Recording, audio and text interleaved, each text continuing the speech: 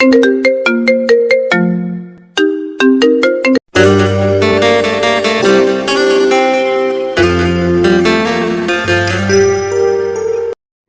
নতুন ভালোবাসার গল্প পেতে আমাদের চ্যানেলটি সাবস্ক্রাইব করে পাশে থাকা বেল আইকনে ক্লিক করুন।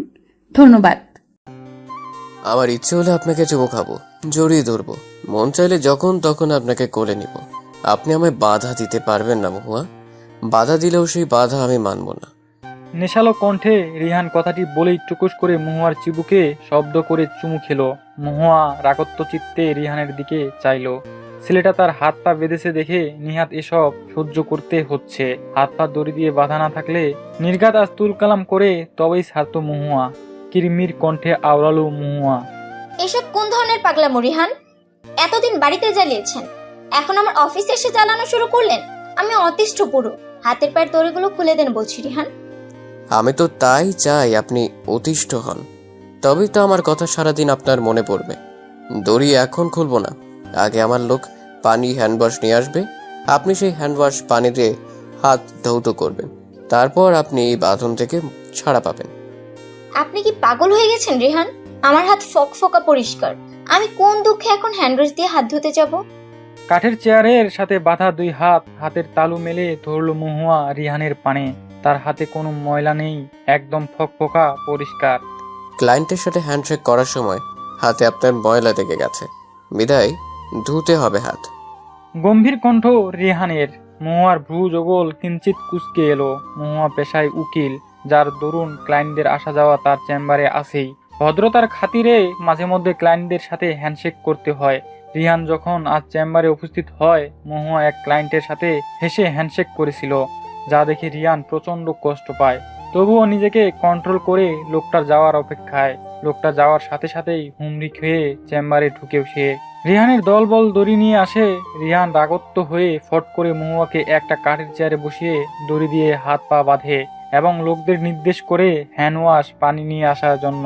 মহুয়ার কণ্ঠে কাঠিন্যের রেশ মিলিয়ে গেল। মিলিয়ে যাওয়া কণ্ঠে বলল মহুয়া, আপনি সত্যি সত্যি পাগল হয়ে গেছেন রিহান। সুস্থ স্বাভাবিক মানুষের ব্যবহার এমন না। প্লিজ ইমিডিয়েটলি সাইকোলজিস্ট দেখান আপনি, নতুবা পাবনায় যাওয়া থেকে আপনাকে আপনার মেয়র বাবাও আটকাতে পারবে না। আপনার প্রেমে পড়ার পর অর্ধেক পাগল হয়েছে, আপনাকে বিয়ে করে এবার ফুল পাগল হতে চাই। ঠাট্টা করছেন? সিরিয়াস আমি। চকলেট খান। আপনাকে আজ চকলেট পাঠিয়েছিলাম আমার লোকের দ্বারে, নেননি কেন? আমি বাচ্চা নই যে প্রতিদিন 4 বক্স 5 বক্স চকলেট খাবো। তেতো মুখে বলল মহুয়া। প্রতিদিন রিহান রাতের বেলা মহুয়ার জন্য অনেকগুলো করে চকলেট কিনে, অতঃপর সকালে ঘুম থেকে উঠে মহুয়ার বাড়ির সামনে গিয়ে মহুয়াকে দেয়। মহুয়া নিতে না চাইলে রিহান শাসায়। বিরক্ত হয়ে মহুয়া চকলেটগুলো নেয়, অতঃপর রাস্তার সুবিধাবঞ্চিত বাচ্চাদের বিলিয়ে থাকে। একটা চকলেটও মহুয়া খায় না, যদিও রিহানের অজানা বিষয়টি। আজ রিহান নিজে না এসে তার দলবল দিয়ে চকলেট পাঠিয়েছিল, যার দরুন আজ নাকচ করে মহুয়া চকলেট নিতে। ফলস্বরূপ রিহান কথাটি জানার সাথে তার লো চেম্বারে দ্বিগুণ চকলেট নিয়ে হাজির হয়। রিহান গম্ভীর স্বরে পুনরায় বলল, আপনি মিনিটে মিনিটে চকলেট খাবেন আর আমায় মনে করবেন। চকলেট শেষ হলে আমায় বলবেন, আমি আবার কিনে আপনার বাড়িতে চকলেট ট্রাকে ট্রাকে পাঠাবো। যতদিন নিজের ইচ্ছায় না বলবেন চকলেটের কথা, আমি প্রতিদিন এইভাবে চকলেট আনবো। হুটহাট এইভাবে আপনার চেম্বারে আসবো, আমাকে কেউ আটকাতে পারবে না। বলেই কিটক্যাট চকলেটের কাগজ খুলে এক টুকরো মহুয়ার মুখে জোর করে পুরে দিল রিহান। মহুয়ার 2 হাত কুচলিয়ে 3-3 বার ধুয়ে দিল রিহান। চতুর্থবারে হাতের তালুতে হ্যান্ড ওয়াশ দিতে নিলে মহুয়া এক প্রকার খেপে যায়। অনেক সহ্য করেছে, আর নয়। এই ছেলের সাহস বেড়ে গেছে। মেয়রের ছেলে দেখে কি মাথা কিনে নিয়েছে নাকি? কর্কশ কণ্ঠে হিসিয়ে মহুয়া চেয়ারে বেঁধে থাকা অবস্থায় বলল, অনেক তামাশা হয়েছে রিহান, দড়িগুলো খুলে দিন, নতুবা আমার থেকে আপনাকে কেউ বাঁচাতে পারবে না। আপনার নামে আমি থানায় ডায়েরি করব। এতে আপনার বাবার এতদিনের মান সম্মান 1 মিনিটে ধূলিসাৎ হবে। বাবা হুমকি দিচ্ছেন আমাকে? জেলে ভরবেন আমায়? আমি রাজি আছি জেলে যেতে, যদি বা আপনি আমায় থানা থেকে ছাড়িয়ে আনেন। তাছাড়া আমি তো কোনো খারাপ কাজে জেলে যাব না যে আমার ড্যাডের সম্মানহানি হবে। আপনার নামে তুমি নারী নির্যাতনের মামলা করব। এতটা ভোলা ভালা ভাববেন না আমায়। এটা নিশ্চয়ই ভালো হবে না আপনার বা আপনার বাবার জন্য। আপনাকে কি আমি মেরেছি মহুয়া? বকেছি? আমার যতদূর মনে আছে এই 2টার কিছুই করিনি আমি। নারী নির্যাতন আসে কোথা থেকে? প্রমাণ ছাড়া কিছু হয় না, জানেন তো। চুমু খাওয়াকে কি বলে? মহুয়ার উদ্ভট প্রশ্নে চোখে হাসলো রিহান। ঠোঁট ফাঁক হলো না ক্ষীণ। ছেলেটাকে হাসলে কত না সুন্দর লাগে। মহুয়ার বক্ষস্থল যে চলকে উঠে এই অসামান্য হাসিতে। ছেলেটা কি আদৌ এটা জানে? রিহান দুষ্টমি কণ্ঠে বলল, আপনি নারী নির্যাতন আদর দুইটিকে একসাথে গুলিয়ে ফেলছেন বহুয়া। ভবিষ্যতে খুব প্রবলেম ফেস করতে হবে আপনাকে, সঙ্গে আমাকেও। আমি এইসব প্রবলেমে পড়তে রাজি নই। একদিন সময় নেই আদর নারী নির্যাতনের ফারাক আপনাকে বুঝিয়ে দেবো, কেমন? মহুয়া ফেল ফেল করে রিহানের দিকে তাকালো। মুখ ফসকে না হয় একটা বাক্য বলে ফেলেছে, তাই বলে এত দূর? সি সি সি, কথার কি শ্রী। মহুয়া বিড়বিড় করে বলে উঠল। আমি কোন পাগলের খপ্পরে পড়লাম খোদা? রিহান মৃদু হাসলো। মহুয়ার মুখের দিকে বুঝে কানে ফিস করে বলল, রিহান পাগলের মতো খপ্পরে পড়েছেন ম্যাডাম। এই খপ্পর থেকে আজীবন আপনার নিস্তার নেই, অন্তত আমি তা হতে দিব না। সন্ধ্যা নেমে এসেছে পৃথিবীতে। যতদূর চোখ যায় নিকষ কালো অন্ধকার। রিহান ক্লান্ত শরীরে নিজের বাড়িতে ঢুকলো। সারাদিন আজ খাটাখাটনি করে দিনের সমাপ্তি ঘটেছে। রিহানদের বাড়িটি 6 তলা বিশিষ্ট। রিহান পরিবার সহ 4 তলায় থাকে। সদর দরজায় প্রবেশ করতে না করতেই এক ঝুড়ি অভিযোগ নিয়ে আসলো তুমি। কটমট করে রিহানকে বিচার দিল। মন আমায় আবার শাসিয়েছে ব্রো। আমাকে সে নাকি এইবার পুলিশে দিয়ে ছাড়বে। দোষ কি ছিল জানো আমার? বরাবরের মতো রিহান চোখে হাসলো। ছেলেটা ঠোঁট প্রসারিত করেও তো হাসতে পারে। চোখে হাসলে কতটা মাধুর্য ফুটে ওঠে মুখে। তুমিন রিহানের ছোট ভাই, এবার অনার্স 2য় বর্ষে ইংলিশ নিয়ে পড়ছে। মন হচ্ছে মহুয়ার ছোট বোন, ইন্টার 2nd ইয়ারে মেয়েটা। 1 বছর ধরে তুমি আদা জল খেয়ে মনের পিছনে পড়ে আছে। মেয়েটা তাকে ঘুরেও দেখছে না, যাকে এক কথায় বলে পাত্তা না দেওয়া।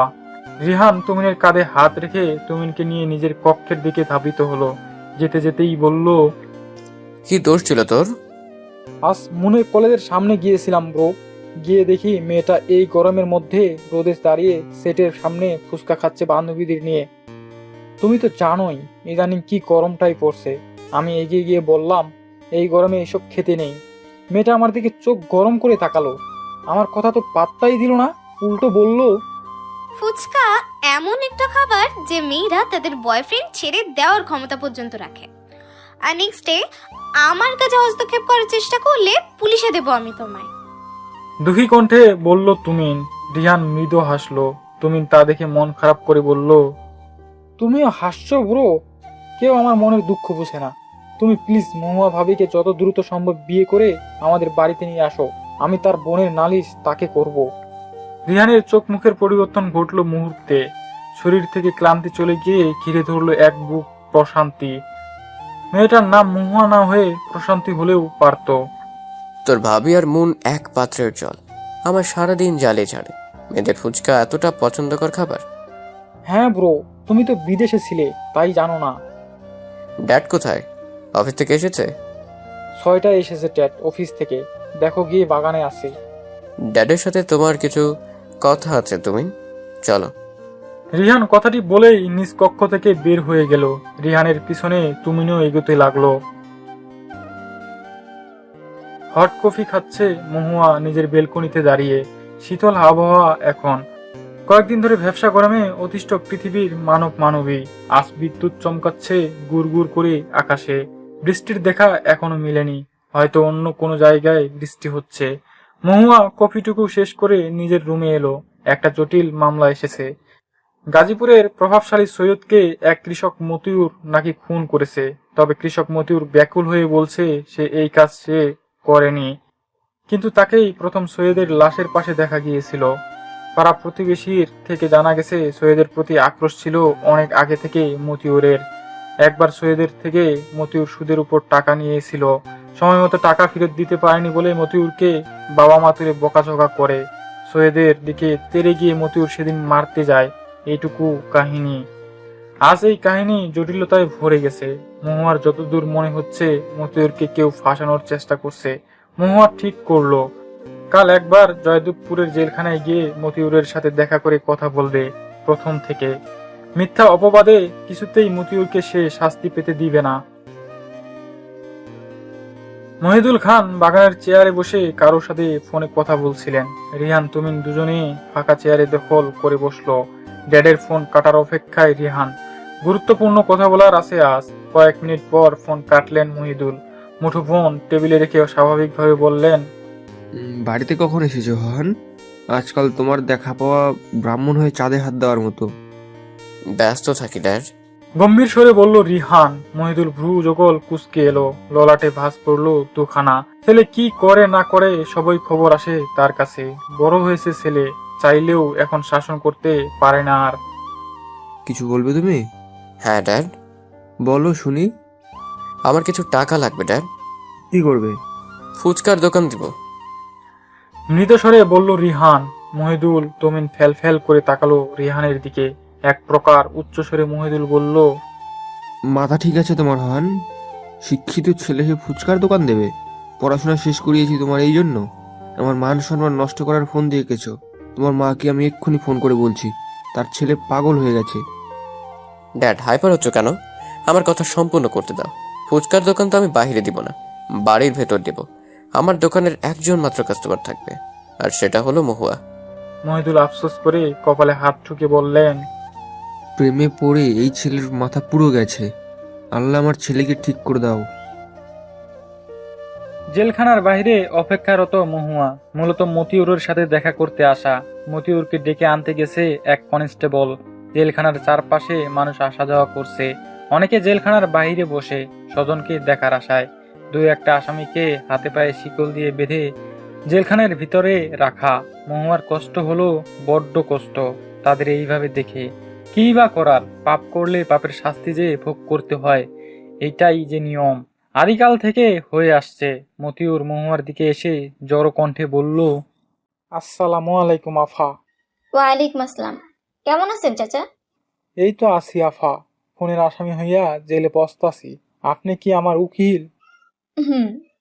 শুধু শুধু আপনার সময় নষ্ট আফা। বাজেভাবে আমি ফাইসা গেছি। এই ফাঁস গলায় কাটার আকারে পরিণত হয়েছে। কেউ পারবো না আমারে ছাড়াইতে। সারা জীবন আমারে জেলে পয়সা মরা লাগবো। চোখের পানি ফেলে কথাগুলো বলল মতিউর। মহুয়া এগিয়ে আসে মতিউরের দিকে, সযত্নে মতিউরের চোখের পানি মুছে দেয়। মতিউর উৎকণ্ঠা স্বরে বলল, কি করতেছেন আপা? আমার শরীরে নোংরা, আপনার জামায় ভরবো। ভরলে ভরবে, সমস্যা কি? এবার প্রথম থেকে ঘটনাগুলো বলুন তো। ওই দিন সন্ধ্যায় ঠিক কি হয়েছিল? ওই দিন ধানকাইটা কাটায়ের নিয়ে পাকার মোড়ের রাস্তা দিয়া আমি বাড়ি যাইতাছিলাম। সৈয়দের বাড়ির পাশ দিয়া আমার বাড়ি যাওয়া লাগে। সৈয়দের বাড়ির সামনে আইলে চিৎকার সুন্দর পাই কারো। আমি দৌড়াইয়া তার বাড়ির ভিতরে যাই। গিয়া দেখি সৈয়দ চিত হইয়া মাটিতে পইরা আছে। যাইয়া আমি সৈয়দরে ডাকি, উঠে না। নিঃশ্বাস দেখি নাকের কাছে হাত দিয়া, শ্বাস চলে না। বুঝি ও আর এই পৃথিবীতে নাই। এই টুকুরে তিল থেকে তাল বানায় আলাইছে আফা। আমার মাইয়া বউয়ের কি হইব? আমি ছাড়া এই পৃথিবীতে কেউই নাই তাগো। মহুয়া সমীকরণ মিলানোর প্রয়াসে ভাবুক কণ্ঠে বলল, আপনার কিছু হবে না চাচা, আপনি নির্দোষ হলে জামিন পাবেন। টেনশন করবেন না, আজ আসি। আচ্ছা আপা। কোর্ট থেকে বেরিয়ে বড় রাস্তার মোড়ের সামনে মহুয়া থামলো। রিক্সা একটাও খালি নেই। মহুয়া ঠোঁট চেপে ও দূরে তাকালো। রিক্সার দেখা মিলল না। আচমকা একটা প্রাইভেট কার মহুয়ার সামনে এসে থামলো। পলক ঝাপটে সামনের দিকে তাকালো। গাড়ির জানালার কাচ অল্প খোলা। গাড়ির ভিতরে রিহান। ফোনের দিকে তাকিয়ে কি যেন দেখছে সে। মহুয়া রিহানকে দেখা মাত্র স্ত্রীর পা গতিশীল করলো। এই ছেলের পাল্লায় এখন পড়া যাবে না। অনেকটা হাঁটলো মহুয়া, যতটুকু পায়ের জো চলে। কিন্তু এত ধাপ ধুপ করে হেঁটেও লাভের লাভ কিচ্ছুটি হলো না। রিহান পুনরায় গাড়ি নিয়ে তার সামনে হাজির হলো। গাড়ির দরজা খুলে নিষ্পাপ স্বরে বলল, আমি ভূত নাকি ভাল্লুক আমাকে দেখে পালাচ্ছেন? মহুয়া জবাব না দিয়ে উল্টো পথ ধরলো। কথা বললে কথা বাড়বে, কি দরকার? তার চেয়ে বরং চুপ থাকা শ্রেয়। এমনভাবে মহুয়ার অন্য রাস্তা ধরলো যেন রিহান নামক কোনো ব্যক্তিকে সে চিনে না বা সম্মুখে নেই। মহুয়া কেটে পড়তেই রিহান গাড়ি থেকে নামলো।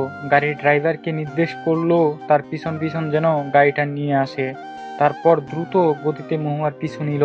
শর্টকাট রাস্তা ধরলো রিহান, যাতে মহুয়ার সাথে দেখা ছটফট মিলে। যেইভাবে ধাপধুপ করে মেয়েটা হাঁটছে, মহুয়ার দেখা মিলল। রিহান রাস্তার কিনারা স্থির চিত্তে দাঁড়িয়ে। মহুয়া আসার সাথে তাকে পাকড়াও করবে। সে চাইলেও তাকে এড়িয়ে যেতে পারবে না, কেননা এই রাস্তাটা একটাই, কোনো উপায়ান্তর নেই অন্য পথ ধরার। মহুয়া তার চোখের সীমানায় এলো। রেহান গম্ভীর কণ্ঠে এগিয়ে বলল, গাড়িতে বসুন, সেখানে বসে কথা বলি। রাস্তায় দাঁড়িয়ে কথা বললে আপনার প্রবলেম হবে, আমার প্রবলেম হবে। মহুয়া ঠোঁট চেপে রাস্তাটির চারপাশ দেখে নিল। স্কুলের কলেজের পোলাপান রাস্তায় ভিড় করে যাতায়াত করছে। রাস্তার চারপাশ দেখে নিয়ে রিহানের দিকে তাকালো।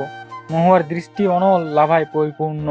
এখানে দাঁড়িয়ে চেঁচামেচি করলে অবশ্যই কাল একটা নিউজ বের হবে তাদের দুজনকে নিয়ে।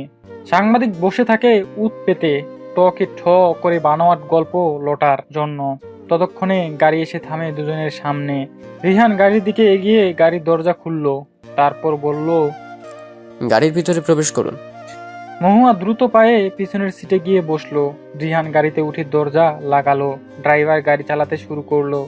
মহুয়া চুপ থেকে হঠাৎ করে রিহানের দিকে ঝুঁকে এলো পাতারি বুকে আঘাত করতে লাগলো। দাউ দাউ করে বাড়ছে মহুয়ার রাগ।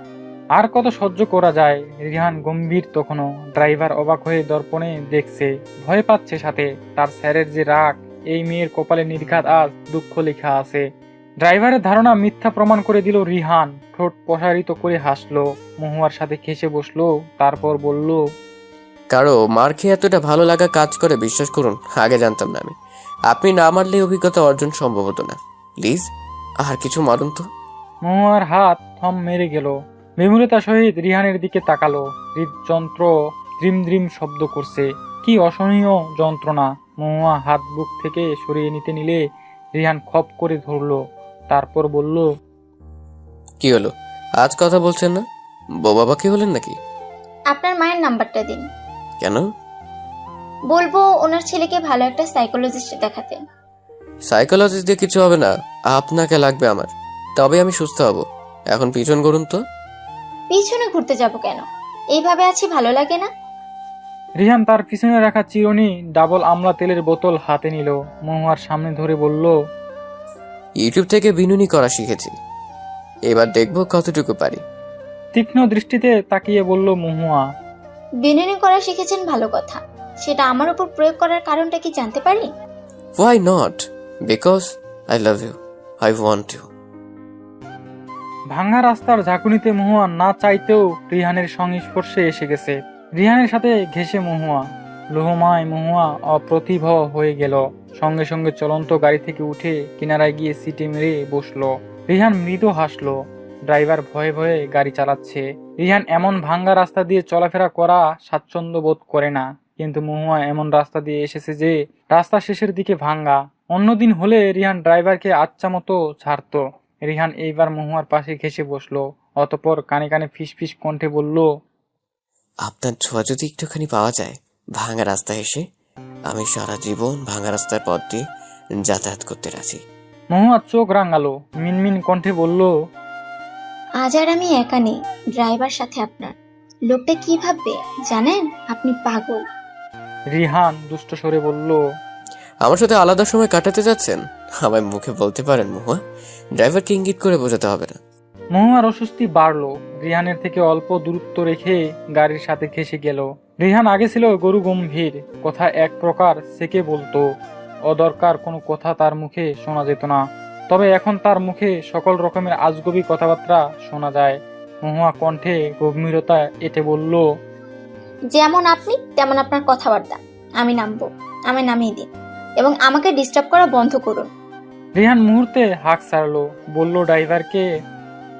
নবীন গাড়ি থামালো চট জ্বলতি। রিহান গাড়ির দরজা খুলে বাইরে বের হলো। নবীনকে গাড়ি থেকে বের হতে বলল। নবীন বের হলো। মহুয়া বের হতে নিলে রিহান দরজা বন্ধ করে দিল। গাড়ি করলো লক। রিহান ওয়ালেট থেকে 1000 টাকার দুটো নোট বের করে ড্রাইভারের হাতে গুঁজে দিল এবং হাসি মুখে বলল, তোমার গাড়ি চালানোর ফার্স্ট টাইম আমি খুশি হলাম নবীন, তাই এটা তোমার পাওনা আমায় খুশি করার জন্য। বাড়ি চলে যাও, আজ তোমার ছুটি। আমার বাড়ি থেকে তোমায় ফোন করলে বলবে আমি তোমায় ছুটি দিয়েছি। নবীন কৃতজ্ঞতা প্রকাশ করলো চোখে। রিহান গাড়ির লক খুলে ড্রাইভিং সিটে বসলো। দরজা জানালা বন্ধ করে গাড়ি চালাতে শুরু করলো। মহুয়া পিছন থেকে তেতে উঠলো, খিটখিটে কণ্ঠে বলল, আমায় বের হতে দিলেন না কেন? আমি বাড়ি যাব, থামান গাড়ি। রিহান গাড়ি চালানো অবস্থায় বলল, আপনাকে ছুটি আমি দেইনি, ফাঁকি বাজবে। একদম বাজে কথা বলবেন না। আমি মোটেও ফাঁকিবাজ মেয়ে নই। এরকম কোনো রেকর্ড আমার নামে নেই। আচ্ছা, গাড়ি থামান এখন। আমি এত কষ্ট করে চুল বাঁধা শিখলাম, আপনার জন্য চিরুনি তেল নিজে কিনলাম, তা অ্যাপ্লাই করবো না? আমি এমনিতেই ঠিক আছি, আপনি আমায় নামিয়ে দিন। রিহান জবাব দিল না। মহুয়া এক সমানে বকবক করেই গেল, এক সময় হাল ছেড়ে দিল। বুঝে গেল এই থেকে তার কার্যসিদ্ধি হাসিল না করে তাকে ছাড়বে না। নিরিবিলি গাছগাছালির একটি প্রাকৃতিক মনোরম পরিবেশে গাড়ি থামালো রিহান। নির্মূল হাওয়া বইছে চারিদিক। রিহান গাড়ি থেকে নামলো না, না মহুয়াকে নামতে দিল। শুধুমাত্র গাড়ির জানালাগুলো খুলে দিল। রিহান আদুরে কণ্ঠে বলল, পিছন ঘুরুন মহুয়া। মহুয়া রিহানের দিকে তাকালো একটি বার। ছেলেটার চোখ মুখে লেপ্টে আছে খুশি। এত খুশির কারণ কি? সে রিহানের নির্দেশ মাফিক পিছন ঘুরে বসলো। রিহান মহুয়ার দিকে এগিয়ে এলো। মহুয়ার কাকড়ায় বেঁধে রাখা চুল খুলে ফেললো। পুরো পিঠে লেপ্টে গেল তার চুলে। মহুয়ার চুল এতটা বড় নয়, পিঠ পর্যন্ত চুল, তবে ঘন। বড় দাঁতের চিরুনি কিনে এনেছে রিহান, যাতে চুলে ব্যথা না লাগে। রিহান ধীর গতিতে চুল আঁচড়াতে আরম্ভ করলো। 18 বার চুল আশ্রিয়ে বিনুনি চুলে করতে শুরু করে। বিনুনি করলো, তবে একটু ঢিলে হলো। রিহান চুলকে দায়ী করে বলল, অতিরিক্ত চুল সিল্কি আপনার, তাই একটু ঢিলে হয়ে গেছে, ব্যাপার না। রিহান ভুল কিছু বলেনি, সত্যি তাই। চুলে তেল দেওয়ার সময় পায় না সে। চুলে তেল না দেওয়ার কারণে সারা বছর শ্যাম্পু করায় তার চুলে কখনো খোপা হয় না। এতটা সিল্কি তার চুল। তার থেকে ছোট চুলে খোপা হয়। এই যে মনের চুল মহুয়ার থেকেও ছোট, কিন্তু তার চুলে বেশ সুন্দর খোপা হয়। এই বছরে কবে মহুয়া চুলে তেল দিয়েছে মনে করার চেষ্টা করলো, মনে পড়লো না। হঠাৎ মহুয়া মন খারাপ করে বলল, সময়ের অভাবে চুলে তেল দেওয়া হয় না। মা থাকলে আমারটা হতেই দিত না, জোর করে আগে তেল দিয়ে দিত। মহুয়ার চোখ টলমলে, আর একটু হলেই অশ্রুর স্রোত বইবে। পৃথিবীতে মা না থাকলে হয়তো বোঝা যায় পৃথিবী কত কঠিন। আর যদি মা বেঁচে থেকেও মায়ের ভালোবাসা স্নেহ পাওয়া না যায়, তবে এই কষ্টের মতো আর কষ্ট হয় নাকি? মহুয়ার বাবা ছিলেন সাত্তার আহমেদ, পুলিশ অফিসার। বাবা মা বোনকে নিয়ে ছিল তাদের সুখের সংসার। দিনগুলো ভালোই যাচ্ছিল। কোথায় আছে বেশি সুখ, কপালে সয় না। মহুয়ার বেলায় সেই রকম। একবার রেপিস্টের তদন্ত মহুয়ার বাবা সাত্তার আহমেদের কাঁধে পড়ে। তিনি তদন্ত করতে মিরপুরে যান, কিন্তু এই তদন্ত তার জীবনে কাল নামে। তরতাজা মানুষটা 3 দিনের দিন মৃত্যু অবস্থায় নিজ ঠিকানায় আসে। গলা আলাদা করা, হাত পা আলাদা অবস্থায় ওনার লাশ উদ্ধার করে পুলিশ। কি ভয়ানক খুন! 7 বছর আগেরকার ঘটনা চোখে ভাসলে মনে হয় এটা তো কালকের ঘটনা। মহুয়ার মা আলিয়া সাত্তারের মৃত্যু মেনে নিতে পারেন না। লাশ দেখার সঙ্গে সঙ্গে 2 দিন বেহুশ হয়ে থাকে। মায়ের অনুপস্থিতিতে বাধ্য হয়ে বাবার লাশ দাফন করতে হয়। কি তুফান গেছে সেই সময়! আহা, মহুয়া মনে প্রাণে চায় এই তুফান আর কারো জীবনে না আসুক। লাশ দাফন হওয়ার 2 দিনের মাথায় জ্ঞান ফিরে আলিয়ার, তবে শেষ রক্ষা হয় না। আলিয়ার ব্যবহার অস্বাভাবিক দেখায়। নিজের হাতে কামড়ায়, নিজেকে আঘাত করে, খাবার খান না। 7 দিনের দিন আলিয়াকে মানসিক হাসপাতালে পাঠানো হয়। আলিয়া মানসিক ভারসাম্য হারিয়ে ফেলেছে। ডাক্তার সাফ জানায় বাড়িতে থেকে তার ট্রিটমেন্ট সম্ভব নয়। মহুয়া কান্না করে ফেললো হু হু করে। রিহান অস্থির হয়ে পড়ল। এই তো স্বাভাবিক ছিল মেয়েটা। ব্যস্ত ভঙ্গিতে মহুয়াকে নিজের বুকে আগলে নিল।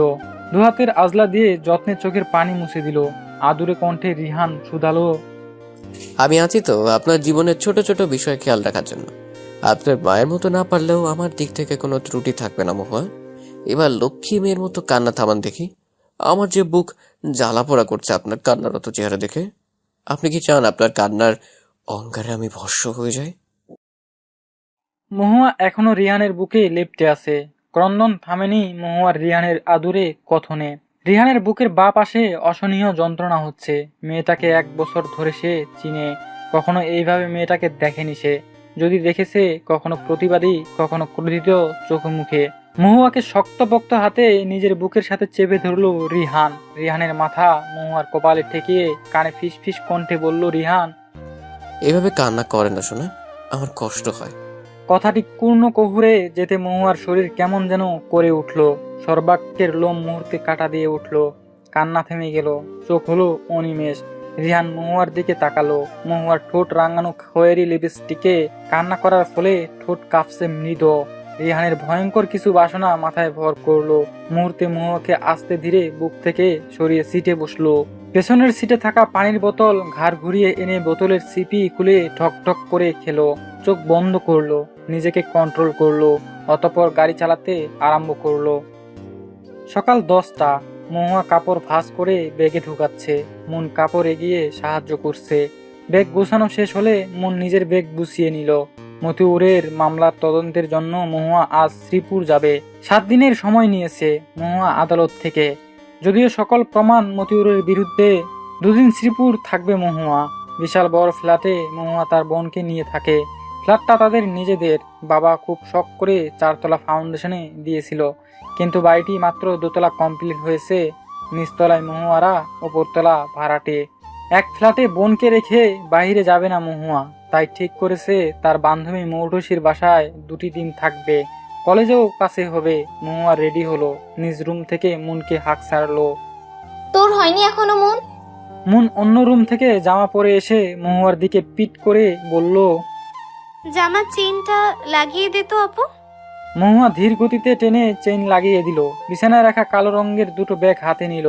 দেয়ালের কাছে এসে 2 ব্যাগ এক হাতে নিয়ে তার কাটায় রাখা ফ্ল্যাটের চাবি হাতে নিল। মন মাথায় চিরুনি করে উৎকণ্ঠা সরে বলল, আপু, আমি একটা ব্যাগ হাতে দে, আমি নিয়ে যাই। মহুয়া ব্যাগ দুটোর একটাও দিল না, বরং হাতের থাকা চাবি গুচ্ছ মনের হাতে তুলে দিয়ে বলল, তুই মেইন দরজা লক করে আয় বাহিরে। রিহান বিছানায় এক কাত হয়ে ঘুমাচ্ছে। 3বার ওকে ডেকে গেছে তুমিন, কিঞ্চিত পরিমাণে লড়েনি সে। ঘুমটা এবার পাতলা হয়ে এলো ফোনের ভাইব্রেশনে। চোখ বন্ধ রেখে বিছানা হাতড়ে ফোন হাতে নিল। শুরু চোখে কল রিসিভ করলো। পুনরায় চোখ করে বলল, বলো। ম্যাম 12টায় শ্রীপুরে যাচ্ছে স্যার। রিহান নিশ্চুপ রইল। ওপাশ থেকে মহুয়ার তথ্য দেওয়া মাসুম বার কয়েক বলল, হ্যালো স্যার, আমি এখন জানা মাত্রই আপনাকে জানালাম। ম্যাম মাত্রই তার বোনকে নিয়ে বাড়ি থেকে বের হয়েছে। রিহান গম্ভীর স্বরে বলল, ম্যামকে ফলো কর মাসুম, আমি না আসা পর্যন্ত প্রতি মিনিটের আপডেট আমার চাই। রিহান ফোন কেটে বড় করে নিঃশ্বাস নির্গত করলো। বিছানা থেকে উঠে দাঁড়িয়ে ওয়াশরুমে উদ্যত হলেও জলদি ফ্রেশ হতে হবে তাকে। রিক্সার ভাড়া মিটিয়ে রিক্সা থেকে নামলো মহুয়া ও মুন। রিক্সায় রাখা ব্যাগ দুটো হাতে নিয়ে মুনের সাথে সামনে এগুলো। 6 তলার বাড়ির সামনে এসে থামলো দুজনা। বাড়িটির সাথে ঘেঁষে একটা বড় মুদির দোকান। বাড়ির বাহিরে একটা দারোয়ান বসে। মহুয়াকে চোখে পড়তে দারোয়ান বলল, কয় তালায়? কার বাসায়? মহুয়া ভদ্রতার সহিত বলল, 6 তলায় যাব, মৌটুসির বাসায়। আফার ফ্রেন্ড? জি। আচ্ছা যান ম্যাম। রিহান ফ্রেশ হয়ে তার বারান্দায় এসে মেলে দেওয়া টাওয়েল হাতে নিল। ভেজা মুখ মুছে যথাস্থানে রাখলো। বারান্দার কিনারায় ঝুলিয়ে রাখা ফুলের টপের দিকে রিহান এগিয়ে গেল। রিহানের বারান্দার কিনারা থেকে মেইন রোড দেখা যায়। রিহান তার গাছ থেকে রক্ত লাল একটা গোলাপ ছিঁড়ে নিল হাতে। তারপর উদ্যত হলো বারান্দা থেকে বেরিয়ে যাবার জন্য। রিহান বের হতে নিলে বাইরে মহুয়ার মতো কাউকে লক্ষ্য করলো। তার বাড়ির নিচে দাঁড়িয়ে মেয়েটা দারোয়ানের সাথে কথা বলছে। রিহান তির্যক দৃষ্টিতে নিচে তাকালো। চোখের ভুল নয়, এটা মহুয়াই। রিহান চোখে আসলো, আদুরে কণ্ঠে বলল, ঘুম থেকে উঠে তাড়াহুড়ো করছি আপনাকে ধরার জন্য, আর আপনি আমার বাড়ির সামনে হাজির। Good, I like it. Mahua মুনকে ইশারা করলো তার পিছন পিছন আসতে। লিফট দিয়ে 6 তলায় উঠলো। বাম প্রান্তের ফ্ল্যাটের ডোরবেল চাপলো। মৌটুসি দরজা খুলে দিল। মৌটুসি হচ্ছে মহুয়ার গুড ফ্রেন্ড। চোখ বন্ধ করে যাকে বিশ্বাস করা যায়, এটা হচ্ছে মৌটুসি। মৌটুসি হেসে বলল, কি রে, বাহিরে দাঁড়িয়ে থাকবি? ভিতরে আয়। মহুয়া নাকচ করে বলল, সময় নেই, বাস ধরতে হবে। তোকে বলেছিলাম না কাল মুনকে রেখে যাওয়ার কথা, তাই দিতে এলাম। পানি চাই, কিছু তো খেয়ে যা দোস্ত। আজ না, অন্য একদিন। মুন যা বাড়ির ভিতরে। মন তার ব্যাগ মহুয়ার থেকে নিল। অতঃপর বলল, সাবধানে যাবি আপু। আচ্ছা মৌটুসি, গেলাম রে। আমার বোনকে দেখে রাখিস। আচ্ছা সাবধানে যাস, একটু পানি খেয়ে যেতে পারতি। সরি রে, আজ সময় নেই, অন্য একদিন ইয়ার। চৌরাস্তা যেতে হবে মহুয়াকে অটো করে। এখানে মিনি বাস বা দুপাল্লার বাস চলাচল করে না। চৌরাস্তা থেকে বাস চলাচল। মহুয়া অটো পেয়ে গেল, তবে লোকাল বাসের মতো অটো। খানিকক্ষণ পর পর যাত্রী তুলছে অটো চালক। অটো এখন ফাঁকা। মহুয়া অটোর এক পাশে বসে। কৃষি গবেষণার প্রথম গেটে অটো থামলো। মহুয়ার চোখ তখন বাহিরে সীমাবদ্ধ। সে ঘুরে ঘুরে বাহিরে দেখছে। মহুয়ার পাশে এক যুবক বসলো। মহুয়া আজ করতে পারলো ছেলেটার পা দেখে। চেহারা আর দেখতে হলো না। হঠাৎ ছেলেটা মহুয়ার সাথে ঘেঁষে বসলো। তারপর গম্ভীর কণ্ঠে বলল, আমার ছেলে শ্রীপুর যাচ্ছেন মহুয়া? এটা আদৌ ঠিক? আপনাকে 1 ঘন্টা না দেখলে আমার পাগল পাগল লাগে। একবারও ভেবে দেখেছেন আমি 2 দিন থাকবো কি করে? শুধু জেলখানার আসামির কথা ভাবলেই চলবে? অপ্রকাশিত কিছু ঘটলে আমরা যেমন চোখ বড় বড় করে ফেলি, ঠিক সেভাবে মহুয়া চোখ বড় বড় করে ফেললো। অবিশ্বাস্য কণ্ঠে বলল, রিহান, মহুয়ার মাথা ভন ভন করছে। রিহানের উপস্থিতি সে মানতে পারছে না। সে শ্রীপুর যাচ্ছে এটা তো জানার কথা নয় রিহানের। তাহলে গুপ্তচর রেখেছে তার খবরাখবর নেওয়ার জন্য নাকি? একবার আর চোখে রিহানের দিকে তাকালো। রিহান তারই দিকে তাকিয়ে চট করে দৃষ্টি সরিয়ে নিল। রিহান চোখের ভাষায় আশ্বস্ত করলো, এই যে সে রিহান। মহুয়া নিজেকে সময় নিয়ে শান্ত করলো, বড় বড় নিঃশ্বাস নির্গত করলো, তারপর বলল, আপনি এখানে কেন রিহান? ওই যে বললাম আপনাকে 1 ঘন্টা না দেখলে আমার পাগল পাগল লাগে, কষ্ট হয়। মোট কথা আপনাকে না জ্বালালে আমার সকাল শুরু হয় না। 2 দিন শ্রীপুর থাকবেন আপনি, আমার সকাল শুরু হবে কি করে? ঘুম থেকে উঠে চকলেট নিয়ে আপনার বাড়ির সামনে যাওয়া আমার হ্যাবিট। এছাড়া আপনার মুখ দর্শন না করে আমি সকালে নাস্তা করতে পারি না। আপনার চেম্বারে অহরহ ক্লায়েন্ট যাতায়াত প্রতিদিন। তার মধ্যে প্রতিদিন যে কিছু ক্লায়েন্টকে আমি পিটিএ হসপিটালে পাঠাই, আপনি এখানে না থাকায় আমার এটাও হবে না। দেখুন আপনি ছাড়া আমার ডেইলি রুটিন কেমন পানসে খাপ ছাড়া। অভিযোগে ভরা কণ্ঠ রিহানের। মহুয়া তেতো মুখে রিহানের দিকে তাকালো। কে বলবে এই ছেলের বয়স 26? নিজের দুর্বলতা কাউকে দেখাতে ইচ্ছুক নয় মহুয়া। সবসময়কার মতো কণ্ঠে এঁটে রাখে ক্রোধ। এই সমাজে, পৃথিবীতে দুর্বল মানুষের অস্তিত্ব বেশি দিন টিকে থাকে না। এক প্রকার অস্তিত্ব টিকে থাকতে দেওয়া হয় না। মহুয়া কাঠিন্য কণ্ঠে বলল, আপনার ঠিক সময় বিয়ে হলে 2-3টা বাচ্চা থাকতো। আপনি কি এটা জানেন রিহান? কথাটি রিহানকে প্রভাবিত করতে পারল না, বরং রিহান নির্লুপ্ত কণ্ঠে বলল, সময় ফুরিয়ে যায়নি মহুয়া। আমার মাত্র বয়স 26। আমাদের বিয়ে হলে আমাদেরও বাচ্চা হবে। So no tension. মহুয়ার ললাট ঈষৎ কুঁচকুলো। নির্লজ্জ জোরছাড়া কণ্ঠে কিভাবে বলল রিহান। মহুয়া চোখ বন্ধ করলো। এই জন্মে রিহানের যুক্তির সাথে পেরে উঠবে না। অতএব চুপ থাকা উত্তম। 11:40 অটো থামলো গাজীপুর চৌরাস্তার মোড়ে। যানজট লেগে প্রতিটি রাস্তায়। রিহান অটো থেকে নেমেই ওয়ালেট থেকে টাকা বের করে ভাড়া মিটিয়ে দিল। মহুয়া ধীরে অটো থেকে নেমে হ্যান্ডব্যাগ খুললো। অটোওয়ালাকে টাকা দিবে তার আগেই অটো হন হন করে হাতের নাগাল ছেড়ে বহুদূর চলে গেল। মহুয়ার চোখ রাঙিয়ে রিহানের দিকে তাকালো। রিহান চোখে হেসে মহুয়ার ডান হাত খপ করে নিজের হাতের আজলায় নিয়ে বলল, বাসে উঠে রাগ দেখাবেন? আপনার চোখ রাগানো অন্য কেউ দেখুক আমি চাই না। ইচ্ছে করলে কালকের মতো আমার উপর হামলে পড়ে বুকে কিল ঘুষিও মারবেন, আমি মানা করব না। মহুয়ার লোহমায় চোখের ক্রোধ মিলিয়ে গেল। তবুও প্রাণপণে নিজের চোখ মুখে ক্রোধ মাখানোর চেষ্টা। ভিড় ঠেলে সামনে এগোতে লাগলো মহুয়া ও রিহান। সামনে এগিয়ে রোড পার হয়ে ময়মনসিংহ রোডে এসে থামলো। এখান থেকে বাস ধরতে হবে শ্রীপুরের। নিজ গতিতে ময়মনসিংহ রোডে বাস যাচ্ছে অহরহ। মহুয়া ওড়না আঁচলে নাক ধরলো। বাসের গন্ধ তার সহ্য হয় না ছোট কাল থেকে। তার কাছে মনে হয় হেঁটে চলা ভালো, তবুও বাস দিয়ে চলাফেরা না। মা সুস্থ থাকাকালীন বাসে কোথাও গেলে মায়ের কোলে মাথা রেখে যেত। মাঝে মধ্যে লেবু শুকে জার্নি করত। বাস চলতে চলতে হঠাৎ থেমে গেলে তার পেট যেন গুলিয়ে আসে। রাস্তায় যানজটে বাসে বসে এক জায়গায় থেমে থাকলে মাকে জড়িয়ে ধরে কত না কাঁদতো। একটা মাই সকল কিছু সহ্যের ক্ষমতা রাখে। এই জন্য তো কথায় বলে পৃথিবীর মা ছাড়া কেউ আপন না। এই যে কয়েক মাসের আগের কথা, মহুয়াদের দোতলায় নতুন দম্পতি উঠেছিল। পরিবারের সংখ্যা বলতে দুজনেই। সদ্য বিয়ে যাকে বলে 6 মাস। বিয়ের 3 মাস থেকে সংসারে অশান্তি তাদের। স্বামী স্ত্রীকে ধরে মারধর করে। একটু 19-20 হলেই। স্বামী অবশ্য শিক্ষিত, তাতে কি? শিক্ষিত হলেই কি মানুষ হওয়া যায়? একদিন ছেলেটা তার স্ত্রীকে মারতে মারতে আধামরা করে ফেলেছে। মেয়ের গণচিৎকারে মহুয়াদের ফ্ল্যাট বুঝি কাঁপছে। মহুয়া তখন ভাত খাচ্ছিল, মন ফেসবুকের নিউজ ফিড ঘুরছিল। মহুয়া খাওয়া থেকে উঠে সোফা থেকে ওড়না শরীরে জড়িয়ে দ্রুত পায়ে দোতলায় যায়। মন ফোন নিয়ে পিছু নেয়। দরজায় ঠক ঠক করার কিছু সময় পর মেয়েটা দরজা খুলে মহুয়াকে জড়িয়ে ধরে। মেয়েটা কাঁপছিল কি তীব্রভাবে।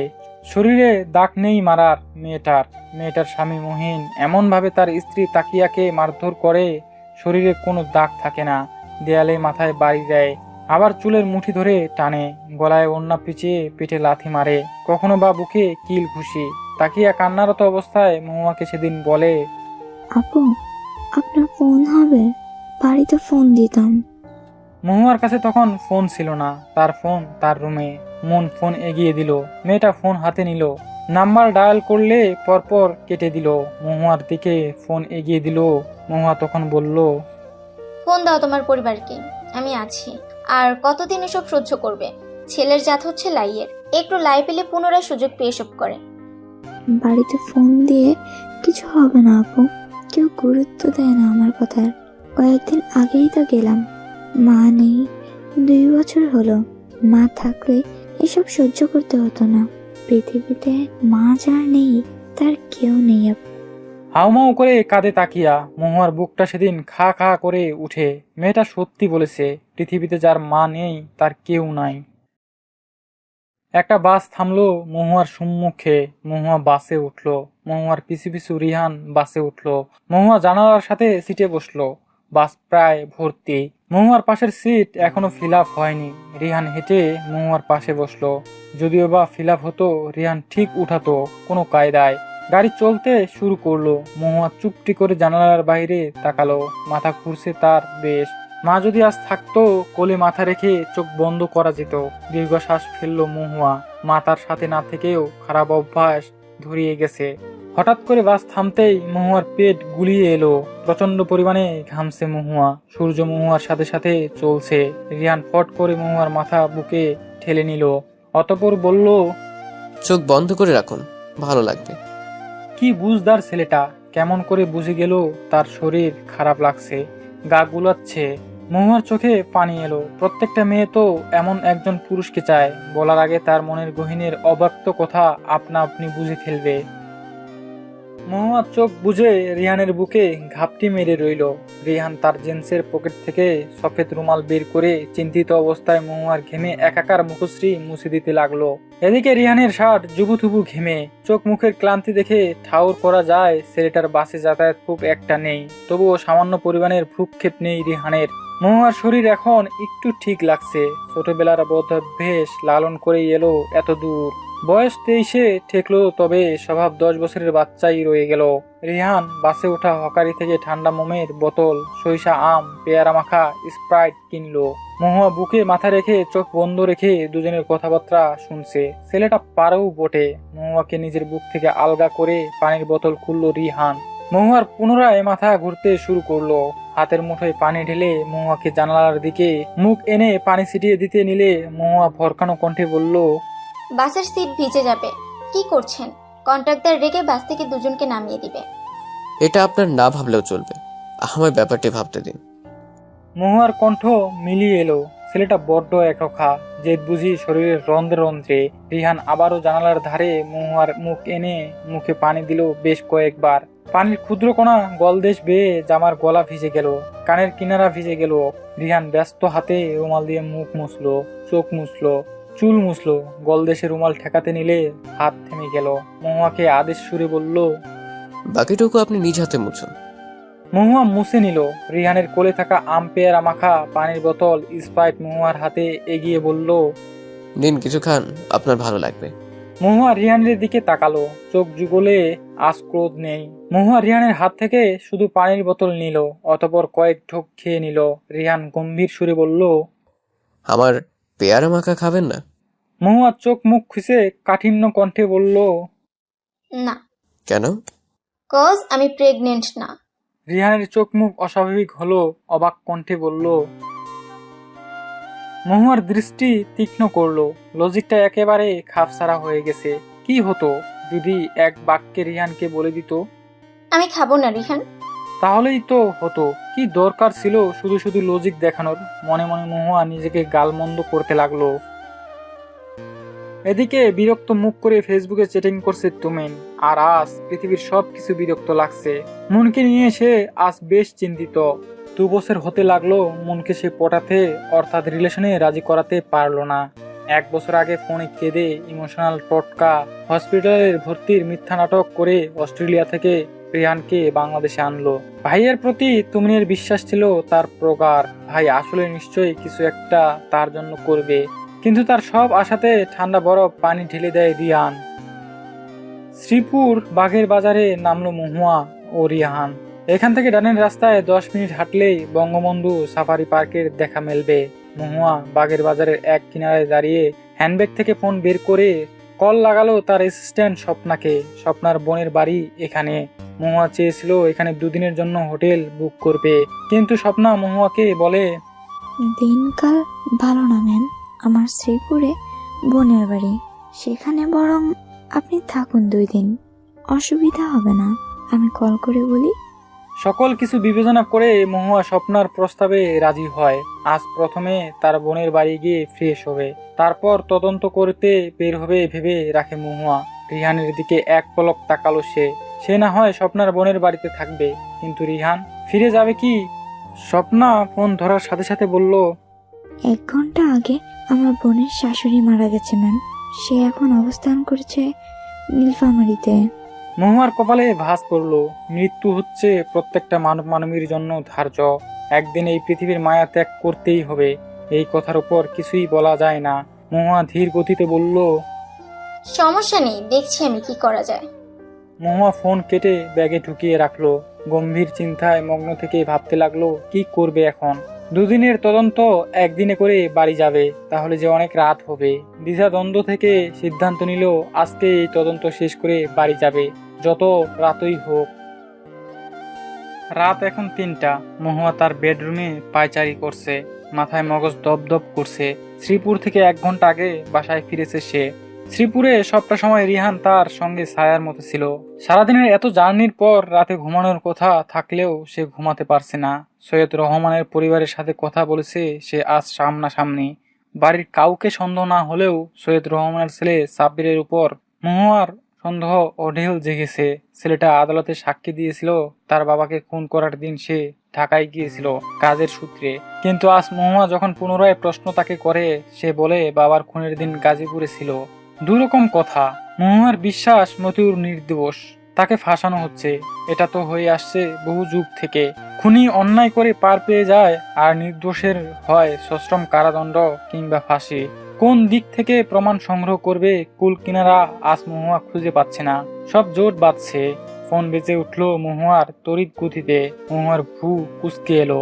এত রাতে কে তাকে ফোন করবে? এত কিছু না ভেবে বিছানা থেকে ফোন রিসিভ করলো। ওপাশ থেকে কণ্ঠ ভেসে এলো, আপনার ধারণা ঠিক মহুয়া, মতিউর চাচা নির্দোষ। সম্পত্তির জন্য তাকে খুন করা হয়েছে। আপনার ফেসবুকের ইনবক্সে আমি একটি ভিডিও সেন্ড করেছি।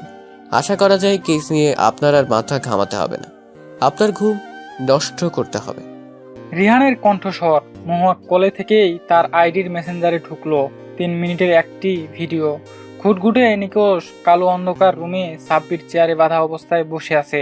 শুধু যে বসেই আছে তা না, গগন চিৎকার সে মত্ত। পুলিশ এলোপাথারি সাব্বিরকে আঘাত করছে।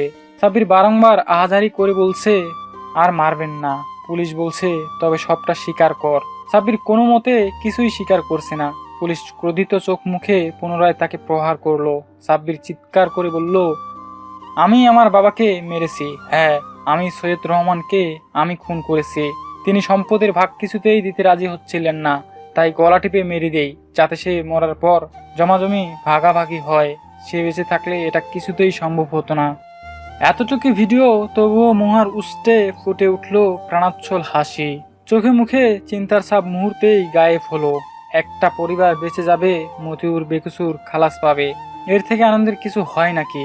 মহুয়ার খুব ইচ্ছে জাগছে রিহানকে বড় করে থ্যাংক ইউ বলতে।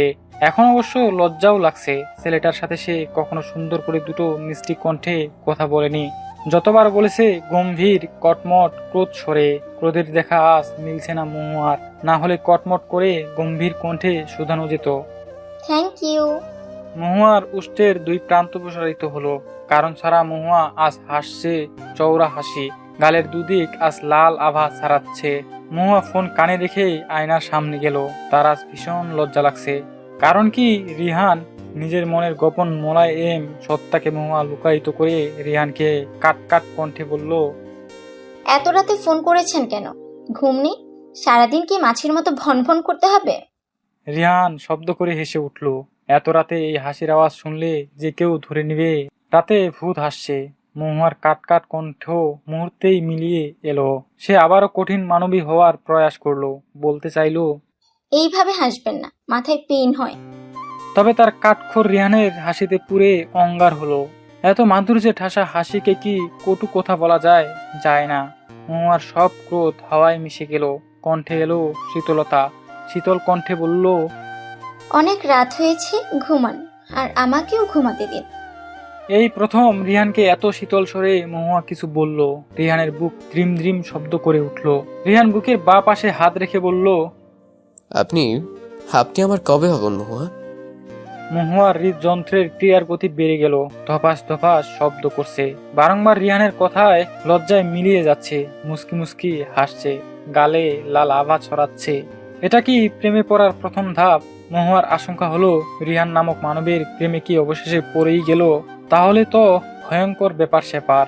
মহুয়ার রোজকারের অভ্যাস সকাল 6টায় ঘুম থেকে উঠে খালি পেটে এক গ্লাস পানি খেয়ে ইউটিউবে গিয়ে গল্পের শহর চ্যানেলের গল্পের ভিডিও দেখতে বসা। আজও ঘুম থেকে উঠে খালি পেটে পানি খেলো। এখন সকাল 6টা 50। আজ ঘুম থেকে উঠতে তার সামান্য পরিমাণ লেট হয়েছে। এদিকে রিহান এখনো বিছানা থেকে উঠেনি। বড্ড ক্লান্ত লাগছে তাকে। রিহানের রুমে ঘুরঘুর করছে তুমিন। ভাইকে শেষবার ম্যানেজ করার চেষ্টা। রিহান চোখ বন্ধ থাকা অবস্থায় তুমিনের অস্তিত্ব অনুভব করলো। তুমিনকে আজও চিন্তিত লাগছে। সে ধপ করে রিহানের পায়ের কাছে বসে পড়লো। রিহানের কপালে ভাঁজ পড়লো, তবুও চোখ খুলল না। তার আজ অনেক দিন পর ড্রিঙ্ক করতে ইচ্ছে করছে। ইচ্ছেটা অতি গুরুতর। সে সচরাচর ড্রিঙ্ক করে না। আগে অবশ্য এটা ছিল তার নিত্যদিনের সঙ্গী। এই খারাপ অভ্যাসটা সে পুরোপুরি ছাড়ার চেষ্টা করছে অনেক দিন আগে থেকে। তবুও ভুল ভবিষ্যৎ গিলে ফেলে। রিহান আজ নিয়ত করে নিল আজ সে ড্রিঙ্ক শুয়েও দেখবে না। খাওয়া তো দূরের কথা। রিহান হুট করে বলে উঠল, কি হয়েছে সকাল সকাল তুই আমার রুমে? তুমি মুহূর্তে রিহানের পা ধরলো। পা টিপে দেওয়ার মতো পুরো পা হাত দিয়ে টিপতে শুরু করলো। রিহান ভ্রু কুঁচকে ফেললো। বিছানা থেকে উঠে বসলো। বিরক্ত সুরে বলল, কি হয়েছে তোর? কথা নেই বার্তা নেই, পা টিপছিস? তুমি জানো আমি কেন এসেছি ব্রো? তোর এটাও জানা উচিত আমি কোনো হেল্প তোকে করব না। তুমিনের মুখমণ্ডলে আধার নেমে এলো। রিহান পুনরায় বলল, কারোর সাথে অতীতে অন্যায় করলে ভবিষ্যতে সেই অন্যায়ের ফল ভুগতে হয়, জানিস তো? আজ তুই ভুগছিস। তুই অন্যায় করেছিস, কঠোর অন্যায়। একটা কিংবা দুটো নয়, পরপর অনেকগুলো, যার ক্ষমা হয় না। বিদায় আমি তোকে কোনো হেল্প করব না। আমি সত্যি ভালোবাসি মনকে ব্রো। প্লিজ তুমি একটু মনকে বুঝাও। তুমি বললে ও ঠিক বুঝবে। ভালোবাসি এই কথাটা আর কয়জন মেয়েকে বলেছিস তুমি? তুমিন ছোট করে ঢোক গিলে নিল। পরিস্থিতি স্বাভাবিক লাগছে না। তবুও মিনমিন কণ্ঠে বলল, অনেক মেয়েকেই বলেছি ব্রো। রিহান বিছানা থেকে উঠে পড়লো। ব্যস্ত পায়ে বারান্দা থেকে তোয়ালে গলায় পেঁচিয়ে নিল। তুমিন বেকুল হয়ে ভাইয়ের দিকে তাকিয়ে। রিহান ওয়াশরুমে ঢোকার আগে গম্ভীর কণ্ঠে বলল, কত মেয়েকে তুই ভালোবাসি কথাটা বলেছিস। আজ যে মিথ্যা বলছিস না, তুই মনকে যে সত্যি ভালোবাসিস আমি বিশ্বাস কিভাবে করব? তুই মনকে অন্য সব মেয়েদের মতো ছুঁড়ে ফেলবি না? তার তো কোনো নিশ্চয়তাও তোর কাছে নেই। তুই যেমন আমার ভাই, বোন আমার ছোট বোন। আমি ভাই হয়ে কখনো চাইবো না আমার বোন অসুখে থাকুক, খারাপ থাকুক, দূর থাক মনের থেকে। এইবার অন্যায় করলে তুই ছাড় পাবি না, মনে রাখ। বাড়ি থেকে খবর এলো তুমিন বিষ খেয়েছে। রিহান সে সময়ে বিদেশে অবস্থান করছিল। বাবার সাথে এতটাই তার মনোমালিন্য বেড়ে গিয়েছিল যে রিহান ভুলেই বসেছিল বাংলাদেশে তার বাড়ি আছে, ঘর আছে, মা আছে, ভাই আছে। সেই রাতে রিহান বাংলাদেশে এলো। এয়ারপোর্ট হতে সোজা হসপিটালে গেল। তুমিন চোখ বন্ধ করে সফেদ রঙের বিছানায় শুয়েছিল। আফরোজ ছেলের পাশে বসেছিলেন। রিহান দরজা ঠেলে কক্ষে প্রবেশ করলো। রিহানকে দেখা মাত্রই আফরোজ বিছানা থেকে উঠে রিহানকে জড়িয়ে ধরে কেঁদে ফেললেন। কতদিন কত বছর পর তার দুধের বাচ্চার সাথে দেখা। বারংবার রিহানের কপালে হাতালেন, চুল হাতালেন, ললাটে চুমু খেলেন। পুনরায় চুমু খেয়ে বললেন, আমার দুধের বাচ্চা। রিহান অশ্রুসিক্ত চোখে মায়ের দিকে তাকালো। ছোট থেকে আফরোজ ছেলেকে দুধের বাচ্চা বলে ডাকে। এতে অবশ্য রিহান আগে লজ্জা পেত, ইন্টারে উঠে তখনও দুধের বাচ্চা বলে মা তাকে ডাকে। এই নিয়ে বন্ধুমহল তাকে কি যে খেপাতো। রিহান মায়ের প্রতি গোসা হতো। পৃথিবীতে কত সুন্দর সুন্দর নাম আছে, তবুও মাকে কেনই বা দুধের বাচ্চা বলতে ডাকতে হবে। তবে কালের ভেদে এখন রিহান বুঝতে সক্ষম, প্রত্যেকটা মায়ের কাছে সন্তান আজীবন শিশুই থাকে, মায়ের চোখে বড় হয়ে উঠে না। বড্ড ক্লান্ত লাগছে তোমাকে আম্মু। নিশ্চয়ই সারাদিন না খেয়ে হসপিটালে ঘাপটি মেরে আছো। এভাবে চললে তো অসুস্থ হয়ে যাবে। উৎকণ্ঠা স্বরে শুধালো রিহান। আফরোজ সকাল থেকে তুমিনের সঙ্গে শাসন করার মতো একমাত্র মহিদুল মির্জা ছিলেন, যিনি দুদিন আগে চিটাগং গিয়েছেন। আফরোজ ছেলের কথায় হাসলেন। ছেলের চুল এলোমেলো করে শুধালেন, এখন তুই এসে গেছিস আর এমনটা হবে না, সবটা এবার নিজ হাতে তুই দেখবি। মাকে বুঝিয়ে বাড়ি পাঠালো রিহান। স্ত্রীর পা গতিশীল করে তুমিনের পাশে বসে। তুমিনের চোখ মুখ উজ্জ্বল তখন। সে জানতো বুঝি তার এমন কথা শুনলে তার ভাই আসবেই। রিহান গম্ভীর কণ্ঠে বলল, এমনটা করার কারণ কি আমাকে বলা যায়? তুমি কি এমন হলো যে তুই আত্মহত্যা করতে গেলি? তুমিনের উষ্ঠে খুশির অস্তিত্ব মিলল। সে গদগদ করে বলল, আমি একটা মেয়েকে ভালোবাসি ব্রো। মেয়েটা আমায় পাত্তা দেয় না, বরং হুমকি দেয় ডিস্টার্ব করলে আমার নামে মামলা করবে। তার বড় বোন আবার অ্যাডভোকেট। কিছুতেই মেয়েটাকে আমি মানাতে পারছিলাম না, বিধায়। মনোযোগ সহকারে রিহান তুমিনের কথাগুলো শুনলো। রিহানের একটা ব্যাপার বোধগম্য হলো না, মেয়েটা তুমিনকে কেন পাত্তা দিবে না। সে তো দেখতে সুদর্শন, ভালো পরিবার, তবে কেন রিজেক্ট করছে তুমিনকে? রিহান ভাইকে সান্ত্বনা দিয়ে বলল, চিন্তা করিস না, তুই সুস্থ হয়ে নে, তারপর দুজনে যাব আর মেয়েটার সাথে দেখা করতে। মেয়েটার নাম কি? মুন। বাহিরে চেঁচামেচির আওয়াজ। হসপিটালের কক্ষে এসে উপসে পড়ছে। রিহানের ভ্রু কুঁচকে এলো। স্ত্রী হয়ে 10 মিনিট তুমিনের সাথে কথা হলো না। পর মাঝে হট্টগোল। রিহান বসা থেকে উঠে কক্ষের ভিতর থেকে বলল, কি হয়েছে? এত চেঁচামেচির আওয়াজ আসছে কেন? তুমিনের কক্ষের বাহিরে সিকিউরিটি গার্ড দাঁড়িয়েছিল। কোত্থেকে কোন বিপদ আসে বলা যায় না, বিধায় মহিদুল মির্জা দূরে থেকেই ছেলের কক্ষে সিকিউরিটির ব্যবস্থা করেন। একটা মেয়ে দাঁড়িয়ে কক্ষের বাহিরে। গার্ড রেগে মেগে বলল, এই মেয়ে তুমিন স্যারের সঙ্গে দেখা করতে যাচ্ছেন। আমি দিচ্ছিলাম না বলে চেঁচামেচি শুরু করেন স্যার। রিহান মেয়ের দিকে তাকালো, গম্ভীর স্বরে বলল, নাম কি? সাথে রিহান আর সাথীর সাথে কথা বাড়ালো না। ব্যস্ত পায়ে তুমিনের কক্ষে ঢুকে গেল। তুমিনকে বলল, সাথীকে? তুমি কি হয় তোর? তুমিন ভয় পেয়ে গেল প্রায়। তোতলানো কণ্ঠে বলল, আমায় পছন্দ করতো প্রো, আর কিছুই না। রিহানের সন্দেহ হলো, তবুও শান্ত কণ্ঠে বলল, আচ্ছা। এর মাঝে দিন কয়েক কেটে গেল। হসপিটাল থেকে তুমিনকে বাড়িতে নেওয়া হলো। এর মধ্যে রিহান তুমিনের ব্যাপারে খোঁজ খবর নিল। তার নামে বেশ কিছু কথা বেরিয়ে এলো। অনেক মেয়ের সাথে সম্পর্ক ছিল তুমিনের, অনেক মেয়ের সাথে টাইম পাসও করেছে সে। একটা সম্পর্কও টিকেনি।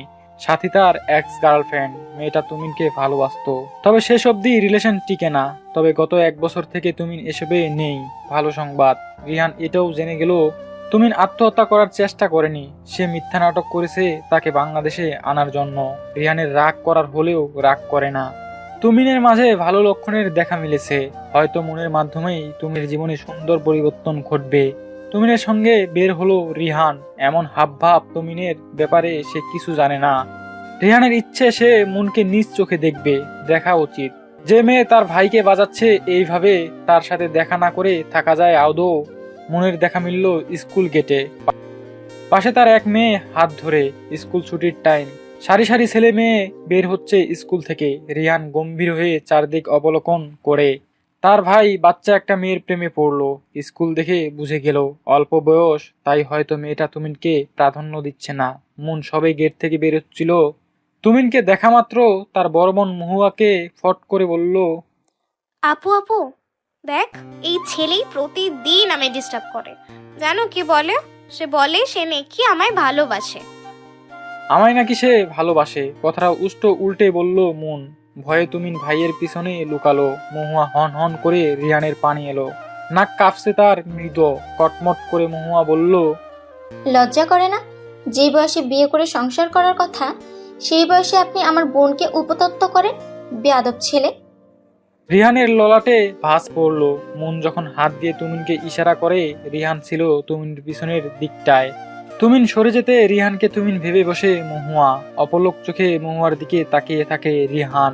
এর আগে এমন রাগান্বিত কটমট স্বর কোনো মেয়ের থেকে এমন কথা শোনেনি। বিদেশি মেয়েদের কথা হয় মিষ্টি, কথায় কথায় বেবি, ডার্লিং, সুইট হার্ট এইসব শুনে এসেছে। তবে মহুয়ার মাঝে ব্যতিক্রম কিছু দেখা মিলল। রাগে রীতিমতো নাক কাঁপছে মেয়েটার, দু আঁখি যুগলে আকাশ সম ক্রোধ। বুক দ্রিম দ্রিম শব্দ করে উঠল রিহানের। এ কি প্রেমে পড়ার ইঙ্গিত! ইদানিং মহুয়ার রিহানকে দেখলে লজ্জা লাগে। লজ্জায় গালে রক্তিম আভা ধারণ করে। এইটুকুতে সীমাবদ্ধ নেই, এখন তার রিহানের সাথে ঘন্টার পর ঘন্টা কথা বলতে ইচ্ছে করে। রিহানকে দেখলে এখন তার চোখে ক্রোধের অস্তিত্ব থাকে না, গলায় কঠোরতা আসে না, আসে শীতলতা। এছাড়াও সারাদিন নিজেই একা একা মুস্কি হাসে। নিজের প্রতি মহুয়া ভীষণ চিন্তিত। রিহানের সামনে যেতেও এখন তার লজ্জা লাগে, ঠোঁট আপনা আপনি প্রসারিত হয়। এক প্রকার ভয়ে মহুয়া রিহানকে দিন চারেক ধরে এড়িয়ে চলছে। রিহান ফোন করলে ধরছে না। যতই কঠোর চোখ মুখ করে রিহানের সামনে দাঁড়াক, রিহানকে দেখা মাত্র তার মাঝে তুমুল পরিবর্তন ঘটে। মহুয়ার এরূপ ব্যবহারে রিহান ভীষণ অসন্তুষ্ট। এর একটা বিহিত আজ সে করবে। জর্জ কোর্টের প্রথম গেটের সামনে এসে দাঁড়ালো রিহান। আজ সৈয়দ রহমানের মামলার রায় বেরিয়েছে। মহুয়া এবার মামলায় জিতেছে। একটু পরই বের হবে মহুয়া আদালত থেকে। তার কাজ আজ ধরবে মহুয়াকে, সেটাও হাতে নাতে। কংগ্রাচুলেশন মহুয়া। মহুয়ার সাথে হ্যান্ডশেক করতে করতে বলল সমীকরণ। মহুয়া হালকা হেসে বলল, থ্যাংক ইউ মিস্টার সমীকরণ। কালো রঙের কোট এক হাতে নিয়ে অন্য হাতে ফাইল নিয়ে পুনরায় মহুয়া বলল, যেতে হবে এখন আমার মিস্টার সমীকরণ। অন্য একদিন আমাদের কথা হবে। শিওর। সমীকরণ দূর থেকে মহুয়ার যাওয়া দেখলো। কোর্টে যতই মহুয়া তার বিপক্ষের উকিল হোক না কেন, মহুয়াকে তার ভীষণ ভালো লাগে। মহুয়া ব্যস্ত ভঙ্গিতে কোর্টের প্রথম গেটের একটু দূরে দেখলো রিহান দাঁড়িয়ে ফোনে কথা বলছে। মহুয়ার মুহূর্তে চেহারার পরিবর্তন ঘটলো, ঠোঁট প্রসারিত হলো। লজ্জা লাগছে তার কারণ ছাড়া। আজকেও সে রিহানের চোখ ফাঁকি দিল। কোর্টের দ্বিতীয় গেট দিয়ে বেরিয়ে গেল। মাই সান, তোমার গার্লফ্রেন্ডের কি খবর?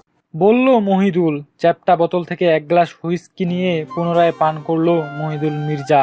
নেশা আজ তার একটু বেশিই চড়ে গেছে। রিহান তার ড্যাডের দিকে তাকালো, মুখ আধার করে বলল, আমার গার্লফ্রেন্ড নেই ড্যাড। মহুয়া কে তাহলে মাই সান? মাই লাভ। গুড।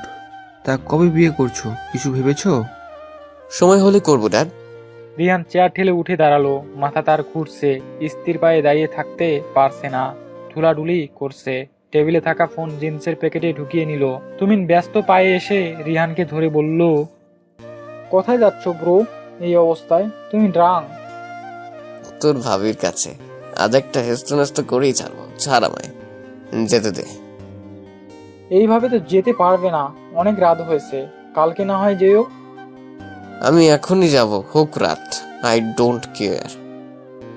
ড্রাইভারকে নিয়ে যাও, গাড়ি চালাতে পারবে না। আমি গাড়ি অবধি দিয়ে আসি। ওকে। রিহান বাড়ি থেকে বের হতে নিয়ে থামলো। মহিদুল মির্জাকে মাতাল কণ্ঠে বলল, ড্যাড, তুমি এখন একা ড্রিঙ্ক করো, আমি তোমার বৌমার কাছে যাই। মহিদুল সম্মতি দিল। মাতাল কণ্ঠে বলল, ওকে মাই সান। ঢুলুঢুলু পায়ে গাড়ি থেকে নামলো রিহান। শব্দ করে গাড়ির দরজা লাগিয়ে এক পা দু পা করে এগিয়ে বলল, যাও বাড়ি যাও নবীন। আচ্ছা স্যার বলে নবীন চলে গেল। রিহান মহুয়ার ফ্ল্যাটের দরজার সামনে এলো। কেচি গেইটে এখনো তালা দেওয়া হয়নি। রিহান দরজায় সব ভর দিয়ে হেলান দিয়ে দাঁড়িয়ে পকেট হাতড়ে ফোন বের করলো। মহুয়াকে কল লাগালো। একবার, দুবার, তিনবারে মহুয়া ফোন রিসিভ করলো। মহুয়া কিছু বলার আগে রিহান মাতাল কণ্ঠে বলল, দরজা খুলুন, আমি আপনার বাড়ির দরজার সামনে।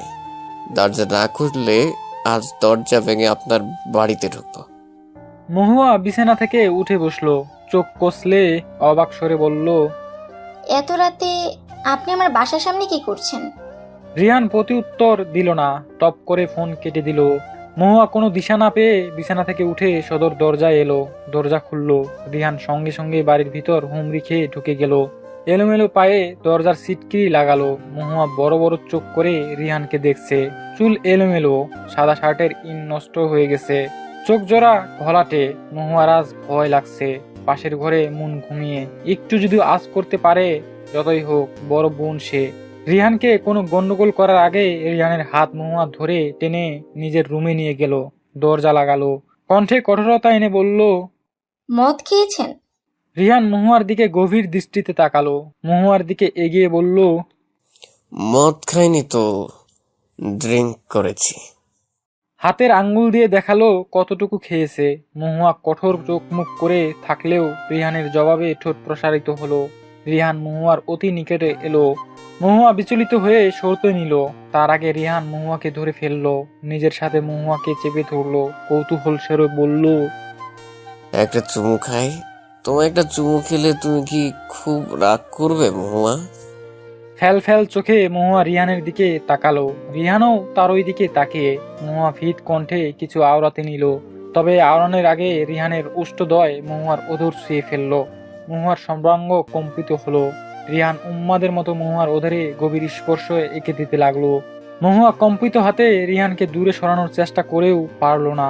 উপায়ন্তর না পেয়ে মহুয়া শক্ত হাতে রিহানের চুল খামছে ধরলো। রিহান একসময় হাঁপিয়ে ঠোঁট ছেড়ে জোরে জোরে নিঃশ্বাস নিতে লাগলো। মহুয়া ভারী নিঃশ্বাস ফেলছে। মহুয়ার উষ্ঠ পুনরায় ছুলো, প্রগাঢ় করে চুমু খেলো। মহুয়ার গলদেশে মুখ গুজে মহুয়াকে শক্ত করে জড়িয়ে ধরে অস্পষ্ট স্বরে বলল, ভালোবাসি মহুয়া। রিহান মুহূর্তে অচেতন হয়ে মহুয়ার উপর তার সব ভর ছেড়ে দিল। মহুয়া দু হাতে রিহানকে ধরে নিল, মেঝেতে বসলো, রিহানের চুল এলোমেলো করে দিল, রিহানের কানের দিকে ঝুঁকলো। তারপর ফিস ফিস কণ্ঠে মহুয়া বলল, আমিও তোমায় ভালোবাসি রিহান। রাত 2টোর দিকে মেন্টাল হসপিটাল থেকে ডক্টর শিমুলের কল এলো মহুয়ার ফোনে। রিহান তখনও মহুয়ার কোলে অর্ধচেতন। মহুয়ার হাতের নাগালের বাইরে তার ফোন। বিছানের এক কোণায় ফোন বাজছে। পুনরায় রিহানকে কোনো রকমে মেঝে থেকে উঠানোর চেষ্টা করলো মহুয়া। এইবার চেষ্টার আলো মিলল। রিহানের দুহাত মহুয়ার গলা পেঁচিয়ে আছে। রিহানকে মেঝে থেকে উঠিয়ে সাবধানে বিছানার এক প্রান্তে শুইয়ে দিল। রিহান মহুয়ার গলা জড়িয়ে রাখা অবস্থায় বাচ্চা সুলভ কণ্ঠে বারংবার রিহান বলছে, ভালোবাসি মহু, ভালোবাসি, অনেক বেশি ভালোবাসি। মহুয়া রাগ করতে চেয়েও পাচ্ছে না। বুক তার দ্রিম দ্রিম করছে। রিহানের দিকে শান্ত দৃষ্টিতে তাকালো। রিহানের হাত সরানোর চেষ্টা করে বলল, হ্যাঁ জানি, আপনি আমায় ভালোবাসেন রিহান। এবার আমার গলা ছাড়ুন, ফোন বাজছে। রিহান দ্রম করে রেগে গেল। দু হাতে আরো শক্ত করে গলা পেঁচিয়ে ধরলো। ভাঙ্গা কণ্ঠে বলল, জানি মানে কি? ভালোবাসার জবাব দিতে হয় ভালোবাসার স্বীকারোক্তি দিয়ে। আগে আমার ভালোবাসার উত্তর দাও। মহুয়ার ললাট ঈষৎ কুঁচকুলো। তারপর বলল, এখন দিতেই হবে? ফোন বাজছে, আগে কথা বলে আসি। না, আগে উত্তর। কঠোর কণ্ঠস্বর রিহানের। পকেট হাতড়ে রিহান ফোন বের করলো। ফোনের রেকর্ড অন করে বলল, বলো, আজ আমার ফোনও সাক্ষী থাকবে।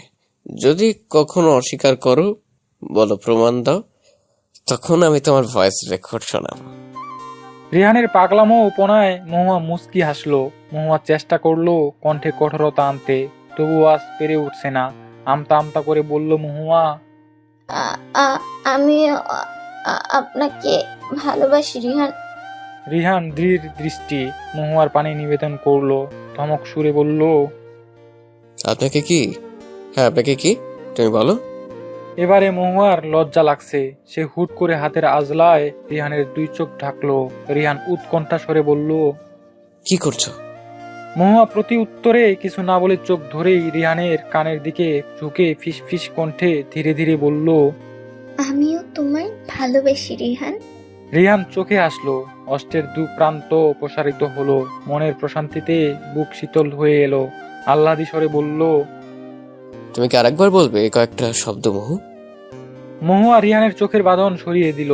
পুনরায় ফিস ফিস কণ্ঠে বলল, ভালোবাসি রিহান, আমিও তোমায় খুবই ভালোবাসি। উচ্ছ্বাসে রিহান গলা ছেড়ে মহুয়াকে জাপটে ধরলো। খুশি খুশি কণ্ঠে বলল, ভালোবাসি, ভালোবাসি, ভালোবাসি আমি তোমায় মহু। সময় নিয়ে রিহান মহুয়াকে ছাড়লো। মহুয়া বসা থেকে উঠলো। বিছানার আরেক প্রান্তে গিয়ে হাতে ফোন তুলে নিল। ডক্টর শিমুলকে মহুয়া কল লাগালো। 1 মিনিটের মাথায় ফোন রিসিভ করলো। ওপাশ থেকে ডক্টর শিমুল বলল, কেমন আছো হুমায়রা? সব ঠিকঠাক? বেশ যাচ্ছে। আপনার কি খবর আঙ্কেল? এত রাতে আপনার কল? মা ঠিক আছে তো? ভালো খবর আছে তোমার জন্য, তাই তোমাকে আর অপেক্ষা করাতে ইচ্ছা হলো না। তোমার মায়ের শরীরের কন্ডিশন এখন প্রায় পুরোপুরি ভালো, 98% এখন সুস্থ। তুমি চাইলে বাকিটুকু ট্রিটমেন্ট তোমার বাসা থেকে করতে পারো। এত বছর পর মায়ের সুস্থতার খবর পেয়ে মহুয়ার চোখ পানিতে ভরে গেল। ক্রন্দন কণ্ঠে আওড়ালো, সত্যি বলছেন আঙ্কেল? মা ঠিক হয়ে গেছে? আমার মা আমার নাম ধরে ডাকবে, ভাত খাইয়ে দিবে, আমার সঙ্গে ঘুমাবে, আমার চুল পেতে দিবে? হ্যাঁ, এখন ঘুমাও, অনেক রাত হয়েছে, এখন আমার ভিজিটিং টাইম। আচ্ছা আঙ্কেল। মহুয়া ফোন কেটে টেবিলের উপর ফোন রেখে রিহানের দিকে এলো। রিহান আদো শোয়া, মহুয়ার দিকে ঘোলাটে চোখে তাকিয়ে। মহুয়া রিহানের পাশে এসে বসলো, বলল, তোমার ফোন কোথায় রেখেছো? রিহান বালিশের নিচ থেকে তার ফোন বের করলো, মহুয়ার দিকে এগিয়ে দিল। মহুয়া ফোন নিল না, বরং গম্ভীর মুখে বলল। তুমিনকে ফোন দাও। রিহান ভ্রু কুঁচকে বলল, ঠিক আছে। রিহান কম্পিত হাতে তুমিনকে কল করলো। তুমিন সঙ্গে সঙ্গে ধরলো, তারপর বলল, কোথায় তুমি ব্রো? আমি এখনই তোমায় ফোন করতাম, ড্যাডের জন্য অতক্ষণ হয়ে ওঠেনি। রিহান ম উচ্চারণ করে কিছু বলতে নিল। মহুয়া তার থেকে ফোন কেড়ে নিয়ে বলল, তুমি কোথায় তুমিন? আমার বাসায় এখন আসতে পারবে? তুমিন ভরকালো, তারপর বলল, বাসায় আছি ভাবি, আসতে পারবো। আচ্ছা, সঙ্গে গাড়ি নিয়ে এখন আসো। রিহানের কাছে ফোন এগিয়ে দিল মহুয়া। রিহান ফোন হাতে নিয়ে কৌতূহল কণ্ঠে বলল, তুমি কি এখন আসতে বললে কেন? তোমায় বাড়ি নিয়ে যাবে, তাই। না, আমি যাব না। কি করবে তাহলে এখানে? তোমার সাথে সারা রাত জেগে গল্প করব। না, এখন তুমি বাড়ি গিয়ে রেস্ট করবে। রিহান হুট করে প্রশ্ন করলো, অভিমান কণ্ঠে বলল, আজকে আমার জন্মদিন ছিল মহু, তুমি আমায় কোনো গিফট দিলে না। তোমার ড্যাড পার্টি দিয়েছে আজ তোমার জন্মদিন উপলক্ষে। বেশ বড়সড় করি, অনেক গিফট এসেছে। তারপরেও তোমার আমার থেকে গিফট আদায় করতে হবে? ওইসব গিফট আমার চাই না, আমার তোমার থেকে গিফট চাই, সেটাও এখন। দেওয়ার মতো মহুয়ার কাছে এখন কিছুই নেই। আজকের এই দিনটাতে রিহানকে কষ্ট দিতে মন সায় দিল না মহুয়ার। বিধায় মহুয়া রিহানের ললাটের মধ্যভাগে ছোট করে চুমু খেলো। রিহানের চুল এলোমেলো করে দিয়ে চিন্তিত কণ্ঠে বলল, হয়েছে, এবার গুড বয়ের মতো বাড়ি গিয়ে রেস্ট করবে। বড্ড ক্লান্ত লাগছে তোমাকে রিহান। সবে মাত্র সাদা ভাতে চিংড়ি মাছের তরকারি নিল মহুয়া, তখনই ডাইনিং টেবিলের উপরে রাখা ফোনের স্ক্রিনে আলো জ্বলে উঠল। ভাত মাখা থামিয়ে ফোনের দিকে তাকালো মহুয়া। আলো জ্বলছেই। মহুয়ার মা খেতে খেতে বললেন, ফোনটা ধর, দরকার হয়তো, তাই বারবার ফোন দিচ্ছে। মায়ের কথা গ্রাহ্য করার উপায় পেল না মহুয়া। ফোনের পাওয়ার বাটন অফ করে খাওয়ায় মনোনিবেশ করলো। ভাত মুখে পুরেই বলল, তোমার হাতে সুস্বাদু মজার খাবারগুলো আগে খেয়ে নিই, পরে দেখা যাবে মন একাই সব শেষ করে ফেলেছি। আমি আফসোস করতে চাই না মা। যতই বড় বড় বুলি আওরাক না কেন মহুয়া, তার মন খুঁত খুঁত করছে রিহানের ফোন ধরার। মা সামনে দেখে ধরতে পারছে না, এক প্রকার লজ্জা পাচ্ছে। তাদের সম্পর্কটা এখন তুমি তুমি, আগের মতো কথা কাটাকাটি নেই। মাকে বাড়ি এনেছে মহুয়া 2 সপ্তাহ হলো, এখনো অন্য প্রসঙ্গে মায়ের সাথে তার কথা হয়নি। সারাদিন খোশ গল্পে মায়ের সাথে মজে ছিল। দুপুর 2টো এখন। মহুয়া প্রগ্রাসে প্লেটের সবটুকু ভাত খেলো। বাম হাতে ফোন নিয়ে এটো হাতে টেবিল থেকে উঠে গেল, পানি খেলো না। তাড়াহুড়ো করে নিজের রুমের দিকে এগিয়ে শুধালো, আমার খাওয়া শেষ মা, আমি এখন যাই। হাতটা তো ধুয়ে যা, এটো হাত। বাম হাতে ফোন ধরলো মহুয়া, কানে ফোন ধরতে উৎকণ্ঠা রিহানের। কোথায় ছিলে? কয়টা ফোন করেছি দেখেছো? দেখেছি, কোনো দরকার ছিল? এতগুলো কল সচরাচর করো না। মিনমিন কণ্ঠে আওড়ালো মহুয়া। রিহানের কণ্ঠ শীতলে পরিণত হলো। এখন বের হতে পারবে? তোমার সাথে লাঞ্চ করতে ইচ্ছে করছে। এখন? হ্যাঁ, আসবে? আমি এখনো না খেয়ে মহু। মহুয়া সময় নিয়ে ভাবতে লাগলো, অতঃপর বলল, আচ্ছা, ফ্রেশ হয়ে বের হচ্ছি। আচ্ছা, আমি তোমার অপেক্ষা করছি মহু। কলেজের রাস্তা পেরিয়ে মুন বাসায় যাওয়ার রাস্তা ধরলো। এলোমেলো চোখে চারদিক পর্যবেক্ষণ করছে সে। ভিড়ের মাঝে কাউকে খোঁজার চেষ্টা। মনের মন খারাপ হচ্ছে। তুমিনকে কয়েকদিন থেকে সে দেখছে না। আগে প্রায়ই ওই রাস্তায় তুমিনের সাথে দেখা পেত। আগেই প্রায়ই ওই রাস্তায় তুমিনের দেখা পেত, একটু আধটু হলেও কথা হতো। পিপাসিত কণ্ঠে বলে উঠল মন। তুমি কোথায় তুমিন? আমি কি ভুলে গেলে? আমি ভীষণ মিস করছি তোমায়। চঞ্চল পায়ে বাড়ি থেকে বের হলো মহুয়া। কয়েক সেকেন্ডের মধ্যে রিহানের দেখা মিলল। রিহান গাড়ি থেকে নেমে গাড়ির জানালা থেকে নবীনকে বলল। সোজা বাসায় যাও নবীন। রিহান মহুয়ার দিকে এগিয়ে এলো, হাত ঘড়িতে চোখ বুলিয়ে বলল। লেট করে ফেললাম কি? মহুয়া ছোট্ট করে বলল। না। রিহান চট করে মহুয়ার হাত ধরলো, সামনে এগিয়ে বলল। চলো যাওয়া যাক। মহুয়া উৎকণ্ঠা সুরে বলল। এটা রাস্তা, হাত ছাড়ো, কেউ দেখে ফেলবে। রিহান নির্বিকার কণ্ঠে উত্তর দিল। দেখুক। তবুও মহুয়া কম্পিত কণ্ঠে বলল। কোথায় লাঞ্চ করবে ভাবলে? এখনো ভাবিনি, আজ বরং তোমার পছন্দের হোটেলে খাওয়া যাক। তুমি কি বলো? চোখে হেসে বলল রিহান। মহুয়া ধীর দৃষ্টিতে তা অবলোকন করে নিল, এমন ভাবে যেন সে চোখের ক্যামেরায় বন্দি করে নিল এই সুন্দর দৃশ্যটি। মহুয়া কৌতূহলী স্বরে বলল। হেঁটে যাবে নাকি রিক্সায়? বরাবরের মতো চোখে হেসে বলল রিহান। তুমি যেভাবে যেতে চাও। মহুয়ার বুক কম্পিত হতে লাগলো। ছেলেটার এইভাবে হাসতে হবে কেন? মহুয়া একটা রিক্সা দাঁড় করালো। এই ভ্যাপসা গরমে আর হাঁটতে ইচ্ছে হলো না, বাকি পথ রিক্সায় যাওয়াই বরং ভালো। প্রথমে মহুয়া রিক্সায় উঠলো। রিহান মহুয়ার দেখা দেখি সেও উঠলো। রিক্সার ফুট দিয়ে দিল রিক্সা চালক। রিক্সা চালাতে শুরু করলো। রিহান মহুয়ার হাত নিজের হাতের আঙ্গুলে পেঁচিয়ে নিল। হালকা বাতাস বইছে, মহুয়ার ছোট ছোট চুল বাতাসে দুলছে। রিহান মহুয়ার কাঁধে মাথা রাখলো। কাঁধে মাথা রেখেই মহুয়ার চুল ঠিক করে দিচ্ছে বারংবার। মহুয়া সরতে চেয়েও পারছে না। রিহান মহুয়ার দিকে মুগ্ধকর দৃষ্টিতে তাকিয়ে বলল। তোমার সাথে থাকলে আমার এত শান্তি লাগে কেন বহু? আলিয়া বেশ কিছুদিন ধরে লক্ষ্য করছেন তার বাড়ির চারদিকে লম্বা চওড়া ফর্সা একটা ছেলে বাড়ির পাশে ঘুরঘুর করছে। সেটাও মহুয়া বাসায় থাকাকালীন। মহুয়া বাসায় না থাকলে আবার ছেলেটাকে দেখা যায় না। তিনি আপন মনে এসব ভেবে ভেবে জানালার পর্দা লাগাচ্ছেন। এরই মধ্যে বাড়ির সামনে এসে একটা রিক্সা থামলো। আলিয়া টুক করে জানালা ফাঁক করে বাইরে তাকালেন। এই তো সেই ছেলে যে কিনা এই বাড়ির আশেপাশে ঘুরঘুর করে। মহুয়ার সাথে এক রিক্সায় ছেলেটার পরনে আকাশি রঙের শার্ট, কালো জিন্স। দুজনেই এক রিক্সা থেকে নামলো। রিহান জিন্সের পকেট থেকে রুমাল বের করে ব্যস্ত পায়ে মহুয়ার সম্মুখে এসে তার মুখমণ্ডলের ঘাম যত্ন সহকারে মুছে দিচ্ছে। আলিয়া পূর্ণ দৃষ্টিতে তাদের দুজনকে দেখছে। ঘাম মুছে রুমাল পকেটে ঢোকালো রিহান, তারপর বলল। এবার যাও বাড়িতে। মাথা নাড়িয়ে রিহানের কথায় মহুয়া সম্মতি দিল। বাড়িতে ঢোকার আগে মিনমিন কণ্ঠে মহুয়া বলল। সাবধানে যাও, বাড়িতে পৌঁছে আমায় একটা টেক্সট করো। রিহানের গম্ভীর মুখ, রিহানের মৃদু হাসিতে যেন প্রাণ ফিরে পেল মহুয়া। ছেলেকে আমার বেশ পছন্দ হয়েছে, তা নাম কি ছেলের? আলিয়ার এমন আচমকা প্রশ্নে এক মুহূর্তের জন্য মাথা ভনভন করে উঠল মহুয়ার। হাতে থাকা তোয়ালে খসে মেঝেতে পড়ে গেল। সদ্য ঠান্ডা পানিতে মুখ ধুয়ে এসেও মহুয়ার কপাল ঘামছে। মহুয়ার নিজেকে স্বাভাবিকভাবে মায়ের সামনে উপস্থাপন করার চেষ্টা করলো। তৎলানো কণ্ঠে বলল। কোন ছেলে মা? কার কথা বলছো? কে আবার? যার সাথে রাতে ফিসফিস করে কথা বলছিস? ভাবিস মা কিছুই বুঝতে পারে না, তাই না? মহুয়ার লজ্জায় চোখের আকার শুরু হয়ে এলো। রাতে আলিয়া মহুয়ার সাথে ঘুমান, যার দরুন রাতে রিহানের সাথে ফিসফিস কণ্ঠে কথা বলে সে। লজ্জায় মহুয়া তৎলানো কণ্ঠে শুধালো। নাম রিহান মা।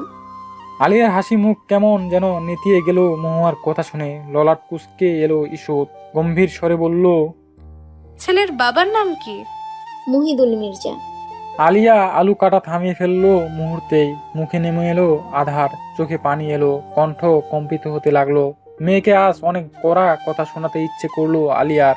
এত ছেলে পৃথিবীতে থাকতে মেয়ে এমন একটা ছেলের সাথে সম্পর্কে জড়ালো যেই ছেলে কিনা। নাক ছিটকালেন আলিয়া। মেয়েকে কি করে প্রথম থেকে শেষ পর্যন্ত বলবেন? মনে মনে কথা গুছাতে শুরু করলেন, তবে কণ্ঠে কথা বেরোতেই চাইল না। চিন্তিত হলেন, দলা পাকিয়ে যাচ্ছে তার সব। চেয়ার থেকে উঠে গেলেন। মহুয়ার দু চোখ মেঝেতেই নিবদ্ধ। বোকা মেয়ে কি আদৌ জানে তার মায়ের ভিতরে তুমুল ঝড় বয়ে যাচ্ছে? বিকাল থেকে এই রুমের দরজা বন্ধ করে আছেন আলিয়া। বার কয়েক মাকে ডেকে গেছে মহুয়া। প্রতিবার আলিয়া ঘরের ভিতর নীরব দর্শকের ভূমিকা পালন করে গেছেন। মহুয়ার চিন্তা হচ্ছে হঠাৎ করে তার মায়ের আবার কি হলো? রিহানের পরিচয় শোনার পর থেকে মা অদ্ভুত আচরণ শুরু করেছে। মায়ের রুমের দরজায় পুনরায় ঠকঠক আওয়াজ করলো মহুয়া। এবার মহুয়াকে নিরাশ করলেন না আলিয়া, দরজা খুলে দিলেন। ভেতরে গিয়ে বিছানার এক প্রান্তে সে বসলেন। মহুয়া মায়ের সাথে ঘেঁষে বসলো। মহুয়া চিন্তিত স্বরে বলল, কি হয়েছে মা? শরীর খারাপ লাগছে? মহুয়ার এই কথার উত্তরে তিনি অদ্ভুত প্রশ্ন করে বসলেন। রিহানের ব্যাপারে তুমি কতটুকু জানো মহুয়া? মহুয়ার ভ্রু কুঁচকে এলো। মা হঠাৎ এমন অদ্ভুত প্রশ্ন করছে কেন? মা তো তাকে সব সময় তুই করে বলে, তাহলে আজ কেন তুমি বলছে? কথা বলার শেষে নামের বদলে মা না বলে মহুয়া বলছে। মহুয়া ক্ষীণ কণ্ঠে বলল, জীবন সঙ্গী নির্বাচনে যতটুকু জানতে হয় মা, এই যেমন রিহানের পড়াশোনা শেষ করেছে 1 বছর আগে, বাবার বিজনেসে হেল্প করছে, বাবা ঢাকার মেয়র, 2 ভাই, মা গৃহিণী, এইটুকু। ব্যাস এইটুকুই?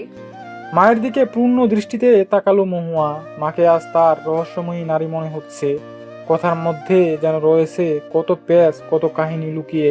মা তো তার সহজ সরল, তাহলে একটা সম্পর্ক করতে এইটুকু তথ্যই তো যথেষ্ট মা। মোটেও এইটুকুই যথেষ্ট নয়। প্রত্যেকটা মানুষের একটা অতীত থাকে মহুয়া, কারো ভালো আবার কারো খারাপ। তুমি রিহানের অতীত জানোই না। বোকা মেয়ে, তোমাকে তো জানাইনি রিহান। জানবে কিভাবে? বোকার মতো একটা ধর্ষককে মন দিয়ে বসে আছো। ছ্যাদ করে বুকের বাপাশে জ্বলতে লাগলো মহুয়ার, যেন কাটা গায়ে নুনের ছিটা দেওয়ার মতো। মা কি বলছে এসব? রিহান রিপিস, তার দ্বারা একটা মেয়ের জীবন নষ্ট হয়েছে, সেটাও করেছে তার জীবনের সবচেয়ে গুরুত্বপূর্ণ মানুষটা, যাকে কিনা সে মনে প্রাণে ভালোবাসে। কই, তাকে তো দেখে এমন মনে হয় না।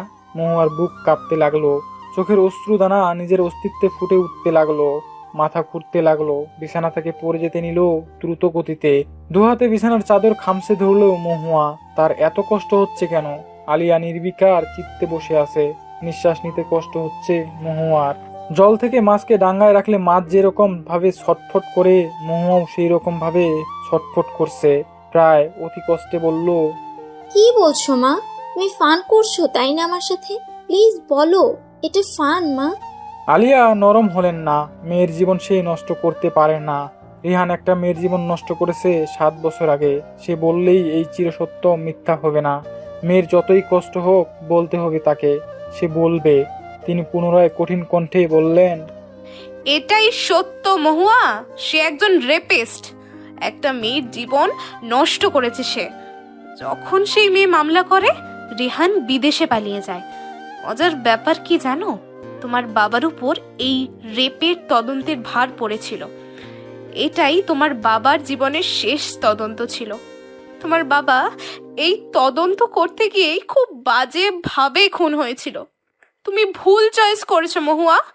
জীবনের সবচেয়ে বড় সিদ্ধান্ত নিতে ভুল করেছো তুমি। তুমি একটা ধর্ষককে ভালোবেসেছো, যাদের কিনা সমাজ ঘৃণা করে। মহুয়া কান ধরে চিৎকার করে কেঁদে উঠল। সে বিশ্বাস করতে পারছে না, মস্তিষ্ক মানতে চাইছে না। মাথার মগজ তার দপ দপ করছে। নিজের চুল দুহাতে খামচে ধরলো। একটু পর পর চিৎকার করে উঠল। আলিয়ার চোখে নোনা জল। তিনি মেয়েকে সান্ত্বনা দিচ্ছেন না, নীরব দর্শকের মতো দেখে চলেছেন। মহুয়া ফুপিয়ে চিৎকার করে কেঁদে উঠল। যাকে ভালোবাসলো সে একটা রেপিস্ট। বাবার খুন এই তদন্তের মাধ্যমে। বিছানার চাদর খামছে মুখ গুজে কাঁদতে লাগলো মহুয়া। কান্নারত কণ্ঠে অস্পষ্ট স্বরে মহুয়া শুধালো, আমি তোমার কি ক্ষতি করেছিলাম রিহান? ভোর প্রায় 5টা বাজতে চললো। মহুয়ার দু চোখের পাতায় ঘুম নেই। সারা রাত নির্ঘুম থাকার কারণে চোখ যুগলের কার্নিশ ফেপে গেছে। চোখের নিচে কালো আবরণ পরার বদলে চোখের নিচ হয়ে আছে লাল। এখনো মহুয়া কাঁদছে। তার সবকিছু স্বপ্ন লাগছে। সে চাইছে এই স্নিগ্ধ ভোরের আলোয় তার দুঃস্বপ্ন মুছে যাক। মহুয়ার ফোনে একবার কল আসছে, একবার মেসেজ। রাত থেকেই এমনটা হচ্ছে। মহুয়া নির্বিকার চিত্তে নিজের ঘরের মেঝেতে দেয়ালে মাথা ঠেকিয়ে চোখ বন্ধ করে চোখের জল ফেলছে। ফোনটি তার হাতের নাগালে থাকা সত্ত্বেও আজ কাছে নিচ্ছে না। সে কাপা কণ্ঠে অস্ফুট স্বরে বারংবার বলছে, এই স্বপ্ন মিথ্যা হোক, মিথ্যা। মহুয়ার চোখ যুগল এখন জ্বালাপোড়া করছে। তার অবুঝ মন এখন চাইছে ফোনটা হাতে নিতে, রিহানের মেসেজ চেক করতে। মহুয়া অবুঝ মনকে দমিয়ে রাখতে পারলো না, সে ফোনটা হাতে তুলে নিল। ফোনের স্ক্রিনে ভাসছে শত শত মিস কল, মেসেজ। মহুয়া কাপা হাতের ফোনের লক সরিয়ে মেসেজ চেক করলো। রিহানের মেসেজ ইনবক্সে ঢুকলো। রিহান অনেকগুলো মেসেজ দিয়েছে, যার মধ্যে কাল দুপুরের একটা মেসেজ। মাত্র বাড়িতে এলাম মহু, ভালোবাসি ভালোবাসি ভালোবাসি আমি তোমাকে। মহুয়া ঝাপসা চোখে অপলক পূর্ণ চাহনিতে তাকিয়ে রইল দুইলান মেসেজটার দিকে। কান্না ভেজা কণ্ঠে বলল, এই তো তুমি আমার ভালোবাসার মূল্য দিলে না। সঙ্গে সঙ্গে মহুয়া ফোনটি দেয়ালে ছুঁড়ে মারলো। সশব্দে ফোনটি ভেঙে চারিপাশে কাঁচ ছড়িয়ে পড়লো। নাক টেনে টেনে চোখের জল ফেলে চিৎকার করে পুনরায় বলল, শুধুই তো তোমায় ভালোবেসেছিলাম রিহান, কোনো তো ক্ষতি করিনি, তাহলে কেন তুমি আমায় ভুল প্রমাণ করে দিলে? আলিয়া ইলিশ মাছ ভাজা চুলা থেকে নামিয়ে গরম গরম ধোয়া ওঠা ভাতের সঙ্গে সাজিয়ে নিলেন। আরও নিল ভাতে মহুয়ার পছন্দের কচু শাক ভর্তা, লাউ শাক দিয়ে চিংড়ি মাছের তরকারি। তিনি উপরে উপরে যতই কঠিন হয়ে থাকার চেষ্টা করুক না কেন, সে অত্যন্ত দুর্বল প্রকৃতির মানুষ। চোখের জল হাতের তালুতে মুছে কাগজি লেবুর এক অংশ ভাতে সাজিয়ে নিল। ভাতের থালা হাতে নিয়ে মহুয়ার ঘরের দিকে হাঁটা দিল। তার প্রগাঢ় বিশ্বাস, মেয়ে তার ঘরের ভিতর কোনো ভুল কাজ করবে না।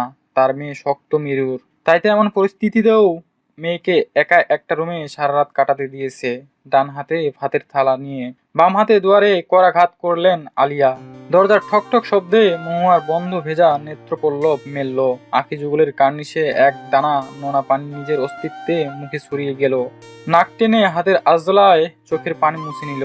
দুর্বল শরীরে মেঝে থেকে উঠল কোনো রকমে, ধীর পায়ে হেঁটে দুয়ার খুলে দিল। দুয়ারের বাইরে কে আছে মহুয়া না দেখে ঘুরে গিয়ে মেঝেতে পুনরায় শুয়ে পড়লো। আলিয়া ভাতের থালা বিছানায় রেখে মহুয়ার পাশে বসলেন। মহুয়ার চুল হাতিয়ে বললেন, কাল সন্ধ্যা থেকে না খেয়ে আছো, এভাবে চললে একটা অসুখ বাঁধিয়ে ছাড়বে তুমি। উঠে বসো, ভাত এনেছি, খাইয়ে দি। নাক মুখ কুচকে এলো মহুয়ার, সেই ঠাই মেঝেতে শুয়ে রইল। চোখ বন্ধ করলো, মাথা টন টন করছে ব্যথায়। পৃথিবীর সবকিছু তার অসহ্য লাগছে। মহুয়াকে জোর করে উঠে বসালো আলিয়া। জোর করে মহুয়াকে কচু শাক ভর্তা দিয়ে এক লোকমা ভাত খাইয়ে দিল। পরপর এক এক করে ইলিশ মাছ ভাজা, লাউ শাক, চিংড়ি নিল ভাতে। পরনে থাকা কোকড়ানো থ্রি পিসটি মহুয়া পাল্টালো না। এলোমেলো চুলগুলো ঢেকে নিল মাথায় ওড়না দিয়ে। অন্যদিন হলে চুলগুলো বেঁধে নিত কাকড়ায় অথবা বেনুনিতে। তাণ্ডব যে চলছে মনে, তা হয়ে ওঠে কি করে। হ্যান্ডব্যাগ হাতে নিয়ে মহুয়া বাড়ি থেকে বের হলো। রিহানকে তার সব প্রশ্নের উত্তর আজকে দিতেই হবে। সকাল 11টা, ছায়াতলিতে বসে মহুয়া। রিহানের জন্য অপেক্ষারত সে। ছায়াতলির জায়গাটা বেশ সুন্দর, শহরের কোলাহল মুক্ত। চারিদিকের গোলাপ গাছগুলো জায়গাটিকে আকর্ষণীয় করে তুলেছে। পবিত্র বাতাসে শরীর ঠান্ডা করার জোগাড়। রিহান এলো মহুয়া আসার 5 মিনিট পরে। এসেই মহুয়ার পাশে বসলো। ঘড়ি দেখে মহুয়ার মুখের দিকে তাকিয়ে বলল, লেট করে ফেললাম কি মহু? মহুয়ার কাছ থেকে রিহান উত্তর পেল না। রিহান তার চোখের সম্পূর্ণ দৃষ্টি মহুয়ার মাঝে দিল। চোখ মুখ ফেঁপে, অগাছলো কাপড় চোপড়, খুবই সাধারণ থ্রি পিস গায়ে, চুল এলোমেলো। রিহান হাত এগিয়ে মহুয়ার কপালে রেখে বেকুল কণ্ঠে বলল, তুমি রাতে ঘুমোনি মহু? তোমার চোখ মুখ এরকম লাগছে কেন? কি হয়েছে তোমার? এবারও মহুয়ার থেকে উত্তর এলো না। রিহান মহুয়ার দু গাল ছুঁয়ে উৎকণ্ঠা সুরে বলল, কি হলো মহু, উত্তর দিচ্ছ না কেন? মহুয়া এলোমেলো দৃষ্টিতে রিহানের দিকে তাকালো। ছেলেটার চেহারায় চিন্তার ছাপ, কপালে ভাঁজ। নিজের গাল থেকে রিহানের হাত সরিয়ে নিল। কঠিন স্বরে শুধালো মহুয়া, তুমি আমায় ছুবে না। রিহান শীতল চোখে মহুয়ার দিকে তাকালো। বোঝার চেষ্টা করলো তার সামনে থাকা কঠোর মানবীকে। এতদিনের দেখা মহুয়াকে ভিন্ন লাগছে রিহানের কাছে। চোখ মুখে কতটা ক্রোধ। রিহান কখনো এর আগে মহুয়ার এতটা ক্রোধ দেখেনি। রিহান আগের ন্যায় মহুয়ার গালে হাত রাখতে নিল।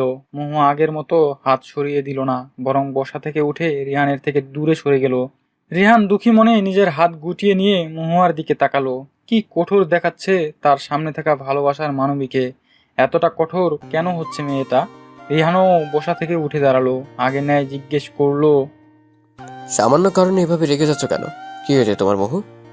মহুয়া শুরু চোখে রিহানের দিকে তাকিয়ে রিহানের দিকে এক পা করে হেঁটে হেঁটে এগিয়ে বলল, কি হয়েছে সেটা তো তুমি আমায় বলবে রিহান, আমি তো আজ শুধু শুনবো। মহুয়ার কথার ধরন রিহান কিছুতেই বুঝে উঠতে পারলো না। এক রাশ কৌতূহল নিয়ে বলল, কি শুনবে? আর কিসে কি হয়েছে? কি জানতে চাচ্ছ? মহুয়া একেবারে রিহানের মুখোমুখি এলো। শক্ত হাতে রিহানের শার্ট খামচে ধরলো দু হাতে। উচ্চ স্বরে রাগত্ব কণ্ঠে বলল, সহজ ভাষায় বললাম, তবু বুঝতে পারছো না? মহুয়া এভাবে শার্ট ধরায় রিহানের রাগ করার কথা থাকলেও রিহান রাগ করলো না। না মহুয়ার হাত থেকে নিজের শার্ট ছাড়ানোর চেষ্টা করলো, বরং মহুয়া রিহানের শার্টের খামচে ধরে রাখা দু হাতের উপর রিহান তার হাত রাখলো। আদুরে স্বরে বলল, শান্ত হও, তারপর বলো আমায় খুলে, তবে তো সমাধান করতে পারবো। চেঁচামেচি করলেই তো হবে না। মহুয়ার ঠোঁটের দু প্রান্ত প্রসারিত করে বলল, সমাধান? সেটাও তোমার থেকে? কয়টা মেয়েকে ধর্ষণ করেছো রেহান? রিহান চমকে গেল। অজানা ভয়ের আশঙ্কা লোহমায় তাকে জাপটে ধরলো। ভীত কণ্ঠে বলল, কি যাতা বলছো বহু? আমি কেন সব করব? এই উত্তরের চেয়ে বেশি কিছু তোমার থেকে কি বা আশা করা যায় রেহান? 7 বছর এক বিশাল বড় পাপ করেছো। একটা মেয়ের জীবন নষ্ট করেছো। অপরাধ করেও আবার সবার মুখ টাকা দিয়ে মুখ বন্ধ করেছো। কি ভেবেছিলে আমি জানতে পারবো না তোমার করা পাপ? কথাটি বলতে বলতে শব্দ করে কেঁদে উঠল মহুয়া। দম বন্ধ হয়ে আসছে যেন। জোরে জোরে নিঃশ্বাস নিতে লাগলো।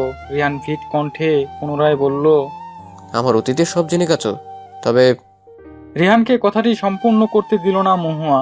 সে দু হাতে রিহানের শার্ট টানতে টানতে বলল, কি দোষ করেছিলাম আমি? কেন এমন করলে?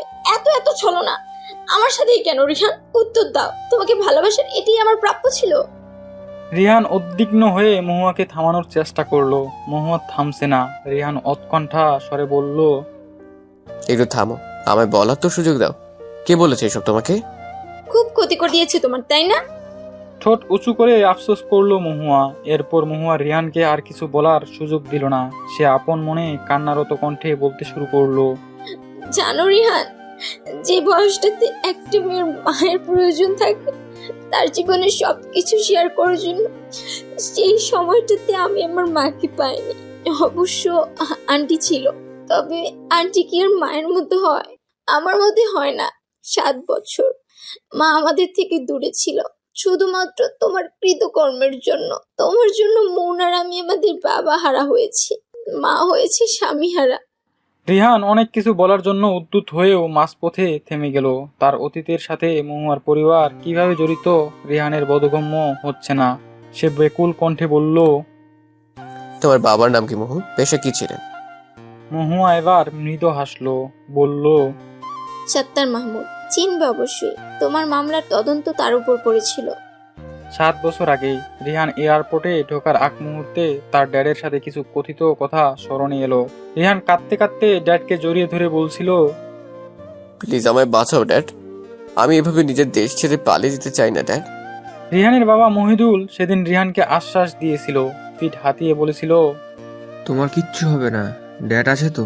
পরিস্থিতি অনেক অস্বাভাবিক, এখন তোমার দেশ ছেড়ে যেতেই হবে। তোমার কোনো ক্ষতি হতে দেবে না তোমার ড্যাড। প্রয়োজনে যদি কাউকে খুনও করতে হয় তোমার ড্যাড করবে। কিন্তু ড্যাড, মহিদুল ব্যস্ত স্বরে বললেন, আর কোনো কথা নয়, ফ্লাইটের সময় হয়ে গেছে হান, তোমার এখন দেশ ছাড়তে হবে। আমার পর ভরসা রাখো। রিহান ছোট করে ঢোক গিলল। চোখের কার্নিশে একদানা পানি এলো। তার জন্য মহুর বাবা খুন হয়েছে, ড্যাড তার কথাই রেখেছে। সে তো এটা চায়নি তার জন্য কারো পরিবার ফেসে যাক। তার জন্য মহুয়া মুন বাবা মায়ের স্নেহ ভালোবাসা থেকে বহু বছর বঞ্চিত হয়েছে। প্রত্যেকটা মেয়ের যেই সময় মায়ের প্রয়োজন থাকে সেই সময় মহুয়া মুন তার মাকে কাছে পায়নি। মূল কথা, তার জন্য তাদের সংসার ভেঙে খান খান। এত এত ক্ষতির কি দিয়ে ক্ষতিপূরণ করবে সে?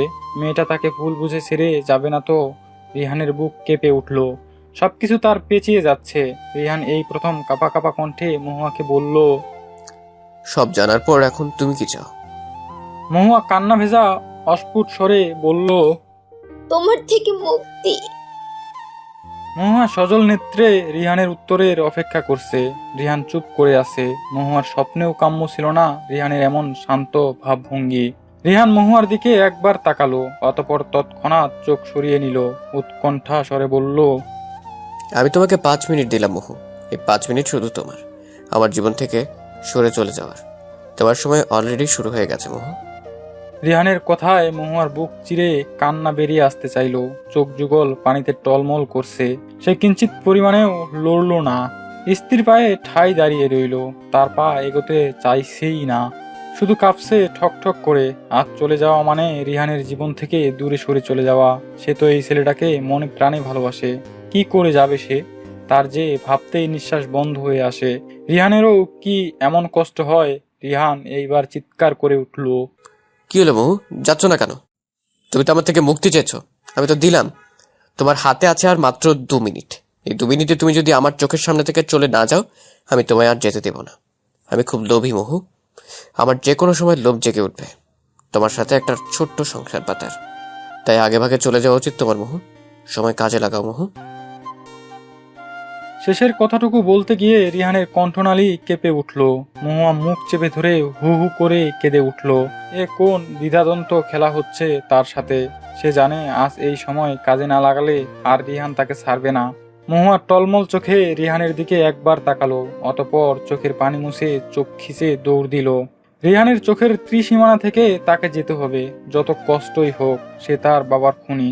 বাবার খুনিকে ভালোবাসা ঠিক না। তার ভালোবাসার মানুষটা একটা ধর্ষক। মহুয়া চলে যাওয়ার দিকে তাকিয়ে মৃদু হাসলো রিহান। ধপ করে মাটিতে বসে পড়ল। তার চোখ বেয়ে অশ্রু তার অস্তিত্ব জানান দিচ্ছে।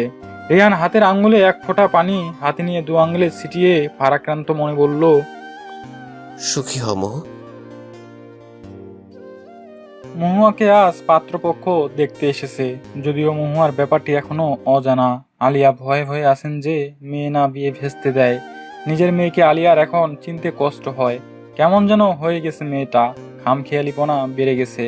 নিজের যত্ন নেয় না, সময় মতো খায় না, রুমের দরজা বন্ধ করে রাখে সারাটা দিন, চেম্বারেও যায় না, কোনো কিছুতে তার কোনো খেয়াল নেই।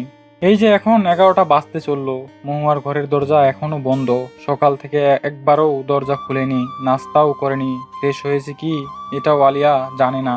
মুন লিভিং রুমের এক কোণায় দাঁড়িয়ে মায়ের কাণ্ড দেখছে। আলিয়া মেহমানদের আপ্যায়ন করছে, চা বিস্কুট চানাচুর নানা রুচিসম্মত খাবার দিয়ে। তার ছোট বোন আহানাও তাকে হাতে হাতে সাহায্য করছে। মনের এসব দেখতে ভালো লাগছে না। তার এখনো বিশ্বাস হচ্ছে না তার রিহান ভাই এমন। সে চাচ্ছেও না এই সম্বন্ধ পাকা হোক। তার বোনের সাথে একমাত্র রিহানকে মানায়, শুধু রিহানকে। তাছাড়া মহুয়া রিহানকে ভালোবাসে। মন দ্বিধাদ্বন্দ্বে সিদ্ধান্ত নিল তুমিনকে এই ব্যাপারটি জানাবে। যতই তার সাথে তুমিনের বনি বনা না থাকুক, বোনের জন্য হলেও তুমিনকে আজ সে ফোন করবে। সবুজ রঙের একটা জামদানি শাড়ি হাতে নিয়ে আলিয়া মহুয়ার ঘরের সামনে গেল। দরজায় ধাক্কা দিতে নিবে এমন সময় আপনা আপনি দরজা মেলে গেল। দরজা খোলাই ছিল। আলিয়া ভয়ে ভয়ে মহুয়ার ঘরে প্রবেশ করলো। ঘরের চারিদিকে চোখ বুলালো। মহুয়া কাঁথা মুড়িয়ে বিছানায় শুয়ে। আলিয়ার কান্না চলে এলো। মেয়েটা এমন অদ্ভুত আচরণ করছে কেন? চৈত্র মাস চলছে, বাইরে এত এত রোদ যে মানুষ শুকিয়ে যাওয়ার জোগাড়। এই রোদে যেখানে মেয়ে কিনা এই গরমে কাঁথা মুড়িয়ে ঘুমোচ্ছে। আলিয়া মেয়ের দিকে এগিয়ে এলো, সিথানের এক পাশে গিয়ে বসলো। কাঁথা টান মেরে খুললো। মহুয়া জেগে, চোখ যুগল ফুলে, চোখের জল ফেলছে। আলিয়ার মনটা হুট করে খারাপ হয়ে গেল। মেয়েকে এইভাবে দেখতে তার নিজেরও ভালো লাগছে না। তাই বলে মেয়েকে বানের জলে ভাসিয়ে দিতে পারে না। প্রথমত রিহান রেপিস্ট, দ্বিতীয়ত তার স্বামীর খুনি। নিজের কষ্টকে প্রাধান্য দিলেন না আলিয়া। বরাবরের মতো কঠোর কণ্ঠ সহিত বললেন, ফ্রেশ হয়ে রেডি হও, পাত্রপক্ষ তোমায় দেখতে আসছে। কঠোর কণ্ঠে বললেও মনে মনে ভয় নিয়ে বললেন আলিয়া কথাটি। আর চোখে মেয়ের ভাবভঙ্গি দেখলো। মেয়ে আগের ন্যায় শান্ত। আলিয়া আরেকটু সাহস নিয়ে হাতে থাকা শাড়িটি এগিয়ে দিয়ে বললেন, ফ্রেশ হয়ে এই সবুজ শাড়িটা পরবে। মহুয়া আলিয়াকে ভরকে দিয়ে বলল, বিয়ে করলে কি স্মৃতি ভোলা যায় মা? আলিয়া নিষ্পলক চোখে মহুয়ার দিকে তাকিয়ে রইল। এই উত্তরে মেয়েকে কি বলা যায়? আদৌ বিয়ে করলে স্মৃতি ভোলা যায়? তুমিনের কাছে কিছুক্ষণ আগে কল এসেছিল মুনের। মুন কোনো মতে সবটা বলেছে তুমিনকে। মুন এটাও বলেছে, রিহান ভাই এমনটা করতেই পারে না। আমি চাই না আমার আপুর ভালোবাসার মানুষের সাথে বিয়ে না হয়ে অন্য কারোর সাথে হোক। আমার আপু ভালো নেই তুমিন, প্লিজ তুমি কিছু একটা করো। তুমিন কি করে তার ভাইকে এসব বলবে? তার মাথায় আসছে না। অনেক ভাবাভাবির পর সে সিদ্ধান্ত নিল তার মাকে সব বলবে। এরপর মাই সব করবে। তুমিন তার পরিকল্পনা মাফিক মায়ের ঘরের দিকে গেল। তুমিনের থেকে সব ঘটনা শুনে আফরোজ এক মুহূর্ত সময় নষ্ট করলেন না। ব্যস্ত পায়ে রিহানের ঘরের দরজা ঠেলে ঢুকলো। ঘরের চারদিক মদের ঘ্রাণে নিমজ্জিত। আফরোজ নাক চেপে ছেলের দিকে এলেন। রিহান মেঝেতে বসে, চোখ যুগল লাল, সিল্কি চুলগুলো এলোমেলো। কিছুদিন ধরে ছেলেকে অস্থির লাগছিল। তিনি বুঝতেই পারেননি তার দুধের বাচ্চাটার উপর দিয়ে মস্ত বড় ঝড় বইছে। রিহানের পাশে থাকা চ্যাপটা বড় আকারের মদের বোতল মেঝেতে ঘুরিয়ে কথা না পেঁচিয়ে বললেন আফরোজ, যেই কাজ করিসনি সেই কাজের দোষ নিজের গায়ে নিচ্ছিস কেন? রিহান মাতাল চোখে মায়ের দিকে তাকালো। নিজের মধ্যে সে আস নেই। মাকে কাছে পেতেই মাকে জাপটে ধরলো রিহান। কান্না করে করে বলল, আমার জন্য মুহুর বাবা পৃথিবীতে নেই আম্মু। মহুয়াকে ভালোবাসিস? বাচ্চাদের মতো মাকে অল্প ছেড়ে মায়ের মুখের দিকে চেয়ে দুহাত প্রসারিত করে বলল, হ্যাঁ, এই যে এত এত। ছেলের পাগলমো দেখে কান্নার মাঝেও এক চিলতে হাসলেন তার মা। তারপর বললেন, মহুয়ার আজ বিয়ের তারিখ ঠিক হয়ে গেছে। তুই যদি মহুয়াকে ভালোই বাসিস তাহলে বিয়ে হতে দিচ্ছিস কেন? রিহান অবাক কণ্ঠে বলল, আমার মুহুর বিয়ে ঠিক হয়ে গেছে আম্মু। হ্যাঁ। রিহান ভ্যা ভ্যা করে কেঁদে উঠল। অবুঝ কণ্ঠে মাকে জড়িয়ে ধরে বলল, আমার সাথে মুহুর বিয়েটা দাও না আম্মু। এক কাল বৈশাখী ঝড়ে লন্ডভন্ড হয়ে গেল রেহান মহুয়ার জীবন।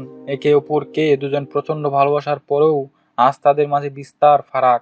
রেহানের সাথে তার মায়ের শেষ কথা ছিল, আমার সাথে মুহুর বিয়েটা দাও না আম্মু। কতটা অবুঝ আবদার ছিল রিহানের। আফরোজ তো সেদিন কেঁদেই ফেলেছিলেন।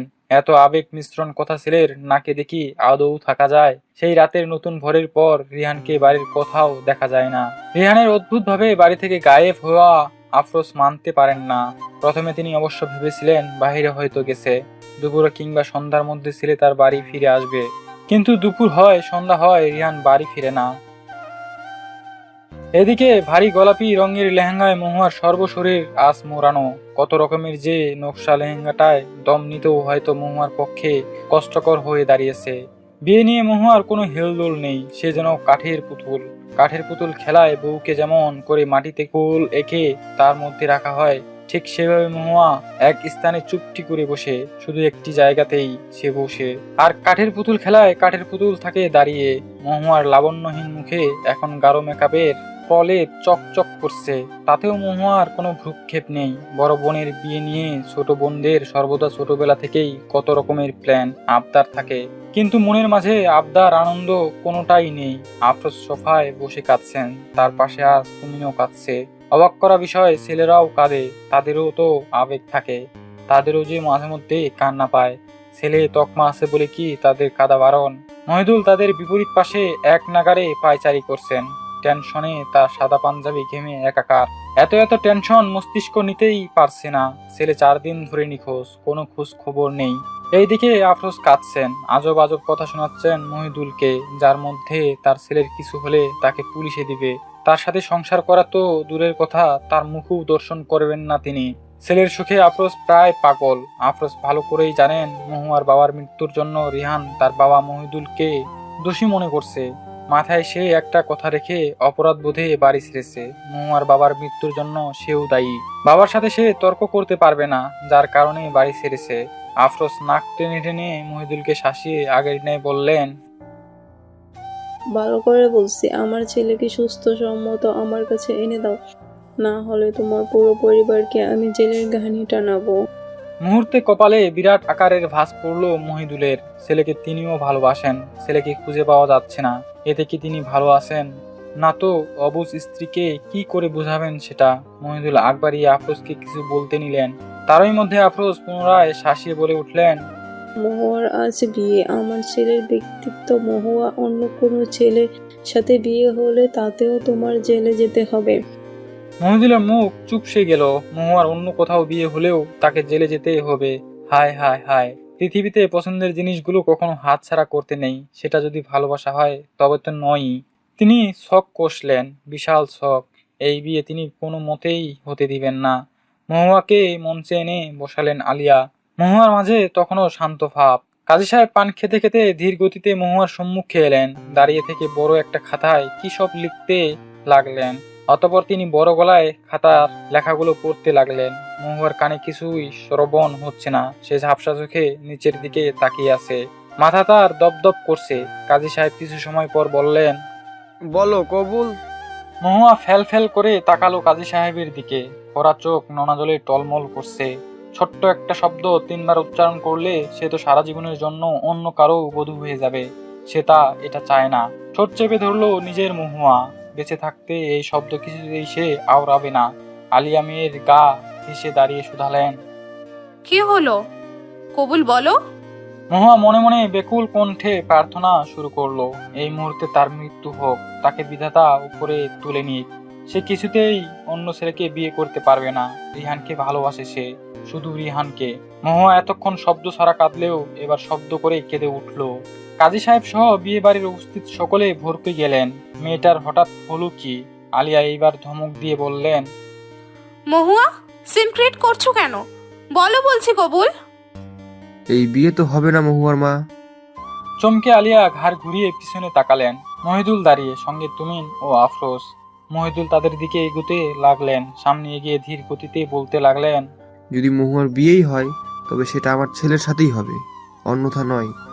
মহুয়া ঘোলাটে চোখে মহিদুলকে দেখছে, তার কথা শুনছে। আলিয়া চিৎকার করে তেতুমুখ করে বলে উঠলেন, আমার খেয়ে কাজ নেই? আমার স্বামীর খুনি ধর্ষকের সাথে বিয়ে দিতে যাব?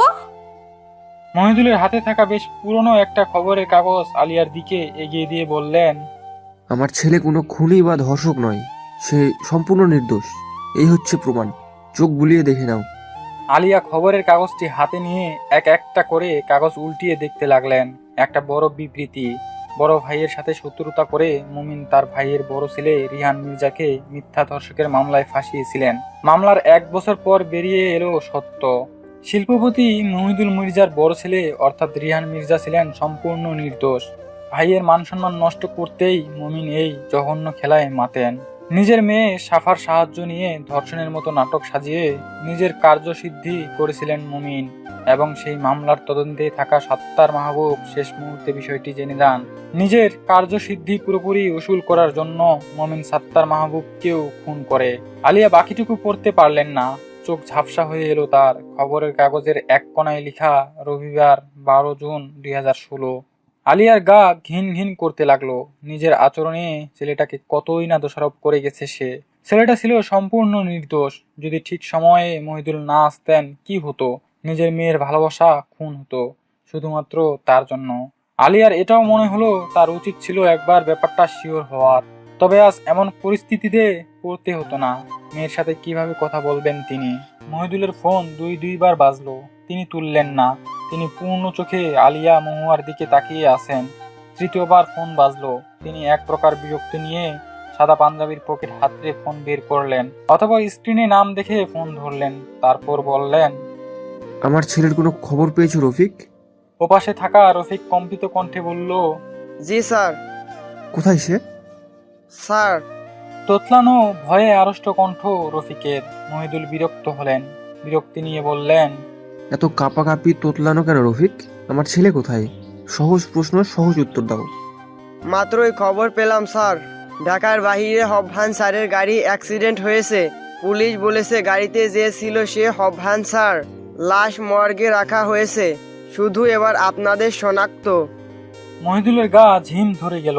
মহিদুল মাথা ঘুরে মাটিতে পড়ে যেতে নিলেন। তুমিন বাবাকে শক্ত হাতে ধরে নিল। মহিদুলের হাতে থাকা ফোন কাঁপছে। তুমিন বাবার থেকে ফোন কেড়ে নিয়ে নিজের কানে দিল। লোহমায় তুমিনেরও শরীর কাঁপতে লাগলো। আফরোজ তার স্বামীর ও ছেলের আচরণে ভরকে গেলেন। উৎকণ্ঠিত স্বরে আওড়ালেন, কি হয়েছে? এমন করছো কেন তোমরা দুজন? আমার ছেলে ঠিক আছে তো? আম্মু, রিহান ভাই নাকি আর বেশি নাই। হসপিটালের প্রবেশ পথে তুমিন থেকে শুরু করে মহুয়া, আফরোজ, মহিদুল, আলিয়া, মুন সবার চোখে চোখে জল। এক এক করে সবাই এগিয়ে হসপিটালের ভিতরে ঢুকছে। মহুয়া খালি পায়ে পাগলের মতো ভিতরে ছুটছে। মাথায় জড়ানো গোলাপি উন্নাটা নেই, চুল এলোমেলো, চোখের কাজল ছিটিয়ে গেছে, চোখের পানি অঝোর ধারায় বইছে, বুক ধুকধুক করছে। মর্গের সামনে এসে থামলো মহুয়ার পা। শরীর কাঁপছে, মাথা ফাঁকা ফাঁকা লাগছে, বুক জ্বালা পড়া করছে। সামনে এগোতে আর পারছে না। যদি এটা রিহান হয়। দম বন্ধ হয়ে এলো বুঝি। জোরে জোরে নিঃশ্বাস নির্গত করলো। মহুয়ার চোখের পাতা ভারী হয়ে আসছে।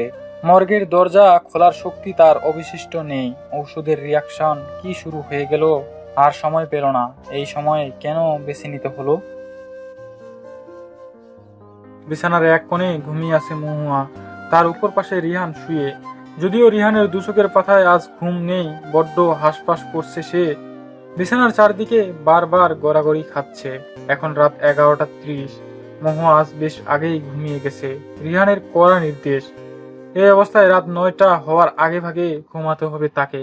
মহুয়ার প্রেগনেন্সির 8 মাস চলছে।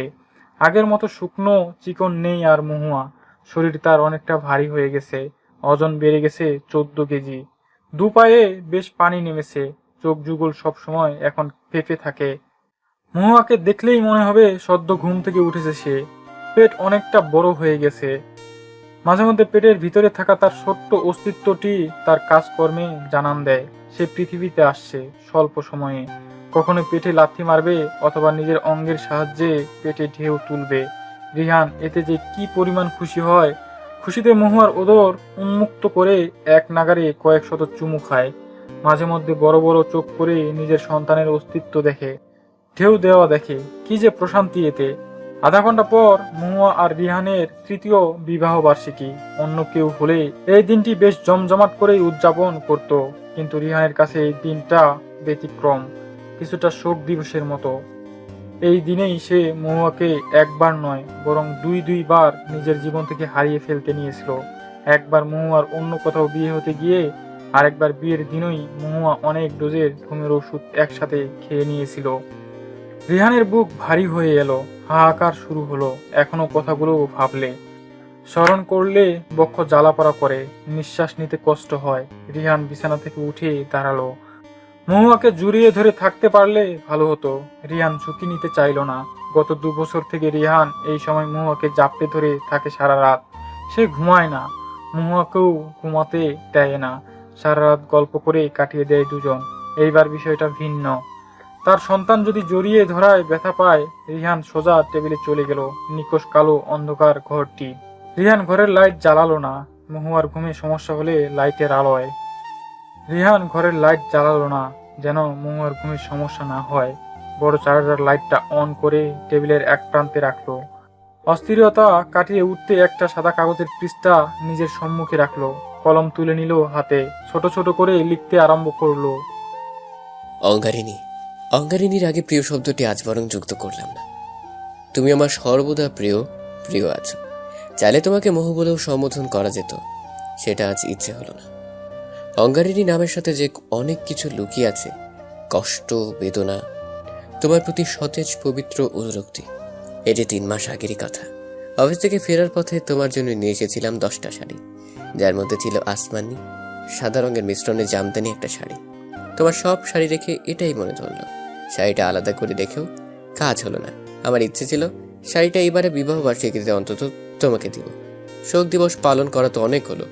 শোক দিবস পালন করে করেই 2 বছর গেল, যার জন্য তোমায় বলেছিলাম এই শাড়িটা তোমার জন্য না মহু, এটা ছাড়া সবগুলোই শাড়ি তোমার জন্য। তুমি সেদিন অবাক স্বরে বলেছিলে, আম্মুর জন্য এনেছো? আম্মু তো শাড়ি পরে না। আমি গম্ভীর স্বরে বলেছিলাম এটা আমার অঙ্গারিনীর জন্য কিনেছি। মুহূর্তে তুমি চুপসে গেলে, তোমার চোখ যুগল হলো বড় যেমন। কে জানতো এই শান্ত থাকার মাঝে ভয়ঙ্কর কিছু হতে চলেছে। আমি ওয়াশরুমে ফ্রেশ হতে যেই এই সুযোগে তুমি টলিতে তোমার কাপড় চোপড় ভাঁজ করে ভরে নিলে, চোখের পানিতে তোমার মুখ ছড়িয়ে ছিটিয়ে, নাক টেনে টেনে অবস্থাতেই টলি হাটে নিয়ে ঘর থেকে বেরোতে নিলে। তা দেখে আমি ওয়াশরুম থেকে বেরিয়ে দৌড়ে তোমার পিছু ছুটলাম। খপ করে হাত ধরে তোমাকে আটকালাম। তখন তুমি বারংবার হাত ছোটানোর চেষ্টা করছিলে। আমার বোধগম্যই হচ্ছিল না তোমার হঠাৎ হলো কি। তোমার ধীরে ধীরে ঘরে এনে বিছানায় নিয়ে বসালাম।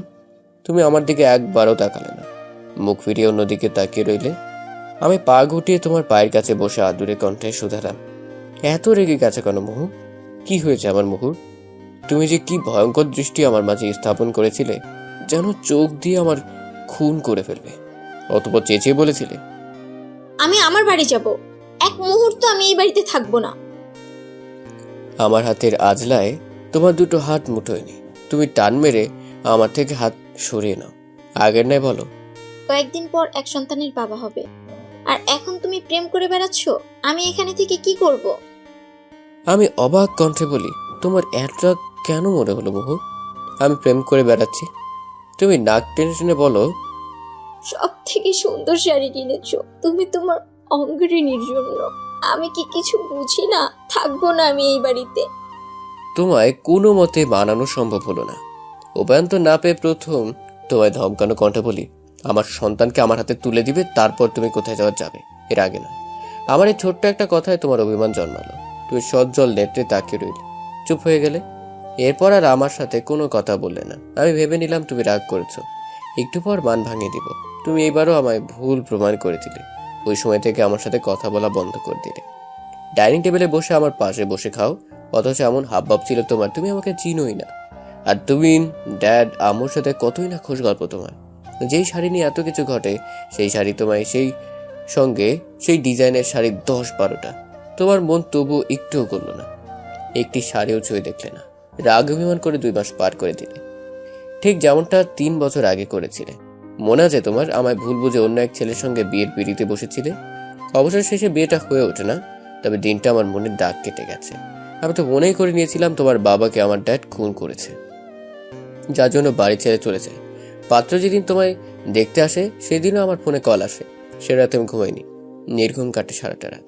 মস্তিষ্ক বারংবার বলে তোমায় অন্য ছেলে কেন দেখতে আসবে। তোমার বিয়ের দিন আমি ঢাকার বাইরে চলে যাই, বলতে পারো পালিয়ে যাই। আমার যে সেদিন পৃথিবীর সবকিছু বিষাদ লাগছিল, মনে হচ্ছিল আমি মরে যাচ্ছি না কেন। শেষ পর্যন্ত সিদ্ধান্ত পাল্টে ফেলি, বিয়ে করলে তুমি আমাকেই করবে, অন্য কাউকে নয়। তবে ঢাকায় ফিরতে গিয়ে মাঝপথে আমার অ্যাক্সিডেন্ট হয়, গুরুতর। অ্যাক্সিডেন্টে আমার পা ভেঙে যায় একটা, শরীরে বেশ কিছু জায়গাও বেশ জখম হয়। তার মধ্যেও ভয় ডর আমাকে ঝাপটে ধরেছিল সেদিন। মনে ছিল এই বুঝি তোমায় হারিয়ে ফেললাম, বিয়ে করে নিলে না তো। পাগল পাগল লাগছিল। চিকিৎসার মাঝপথে আমি জোর জবরদস্তি করে হসপিটাল থেকে বেরিয়ে তোমার কাছে যেতে গিয়েও পারি না। তবে শেষ সময় রবিক আঙ্কেল আমায় হেল্প করে। আমি তার কাছে কৃতজ্ঞ সর্বদা। আমার মিথ্যে মৃত্যুর খবর তোমাদের কাছে তিনি পৌঁছে দেয়, এটা আমি তাকে করতে বলি। কি করতাম, মাথা কাজ করছিল না, বাধ্য হই। সঙ্গে সঙ্গে তোমরা লাইন দিয়ে ছুটে আসো হসপিটালে। মর্গের বাইরে সবার আগে তুমি উপস্থিত হও। আমি মর্গের ভিতরে তোমার জন্য অপেক্ষা করছিলাম। অনেক হিসাব ছিল তোমার সাথে, কিন্তু তুমি মর্গের বাইরে অচেতন হয়ে যাও, ঢোরে পড়ো ফ্লোরে। যেখানে রাগ অভিমান করার কথা ছিল আমার 1000 গুণ, সেখানে তুমি ঘুমের ওষুধ খেয়ে হসপিটালে ভর্তি হও। যেখানে তুমি আমার সেবা করবে, সেখানে ভাঙা পায়ে আমি তোমায় নিয়ে হসপিটালে ছোটাছুটি করি। তোমার চিকিৎসার 12 ঘন্টা পর তোমার জ্ঞান ফিরে। 13 ঘন্টায় আমাদের দুজনের পরিবার আমাদের বিয়ে দেয়। অতঃপর তোমায় ভালোবেসে আমি হয়েছি ভস্য, পেয়েছি সুখ, পেয়েছি দুঃখ। তাই তো আমার অহংকারিনী শ্রেষ্ঠ। রিহানের কলম থেমে গেল, চোখের কার্নিশ বেয়ে পানি বেরিয়ে এলো। এখনো এসব মনে হলে তার কষ্ট হয়। চোখের পানি আপনা আপনি বেরোয়। কাগজের পৃষ্ঠাটা ভাঁজ করে একটা বইয়ের পাতার মাঝখানে রেখে দিল। উঠে দাঁড়ালো, ঘড়িতে 11:59। বারান্দার লাইটের আলোয় বোঝা যাচ্ছে মহুয়ার পুরো শরীর ঢাকা কাঁথায়। রিহান ভ্রু কুঁচকে আস্তে করে ঘরের লাইট জ্বালালো, মহুয়ার দিকে তাকালো। মহুয়া কাঁথা মুড়িয়ে শুয়ে, মুখ পর্যন্ত কাঁথার শরীর ঢাকা। রিহানের কপালে ভাঁজ পড়লো।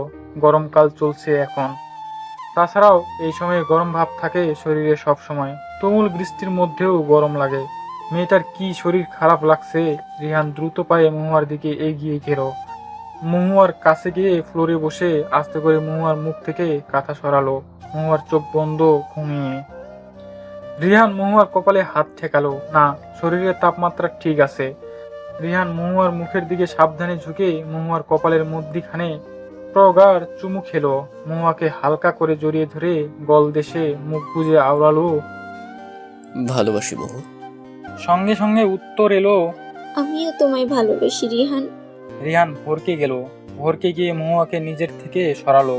বিছানায় তাকালো। মহুয়া শুয়ে, চোখ যুগল খোলা। মহুয়া কাঁথা সরালো শরীর থেকে। মহুয়া শাড়ি পরে, রিহানের সেই আসমানি সাদা রঙের মিশ্রণের শাড়িটা। রিহান থমকালো। মহুয়া কুচি দিয়ে শাড়ি পরায় তার উদর আরো বড় দেখাচ্ছে। মনে হচ্ছে 9 মাস চলছে, যদিও তার 8 মাস চলছে। মেয়েটাকে আজ শাড়িতে চমৎকার লাগছে। তবে শাড়ি পরলো কখন? ঘুমানোর সময় তো ঢিলে ঢালা ফ্রক পরা ছিল। রিহান অবাক কণ্ঠে বলল, তুমি এই শাড়ি পরে কেন? মহুয়া মিষ্টি স্বরে বলল, যার জন্য কিনেছো সেই পড়েছে। রিহানের ভ্রু কুঁচকে এলো, তারপর বলল, মানে? মহুয়া বিছানা থেকে নেমে দাঁড়ালো, রিহানের অতি নিকটে এলো। দুপা উঁচু করে রিহানের সমান হওয়ার চেষ্টা করলো, তবে মহুয়ার জন্য কষ্টকর হচ্ছে। রিহান মহুয়াকে অপলক দৃষ্টিতে দেখছে। মহুয়া থামলো, ক্লান্ত হয়ে গেছে এইটুকুতে। রিহান চোখে হাসলো। মহুয়ার মাঝে তার যতটুকু দূরত্ব ছিল সে কাছে এসে তা খুশিয়ে দিল। মহুয়ার উষ্ঠ প্রসারিত হলো। রিহান একটু হেলে নিচু হলো। মহুয়া খপ করে দুহাতে রিহানের গলা পেঁচিয়ে ধরলো। রিহান পুনরায় চোখে হাসলো। মহুয়া আদুরে কণ্ঠে শুধালো, আমি তো তোমার অঙ্গারিনী রিহান। এই যে আপনাদেরকে বলছি, আজকে আপনারা সবাই কমেন্ট করবেন, 2 লাইন করে হলেও। জানাতে ভুলবেন না কেমন লেগেছে আপনাদের।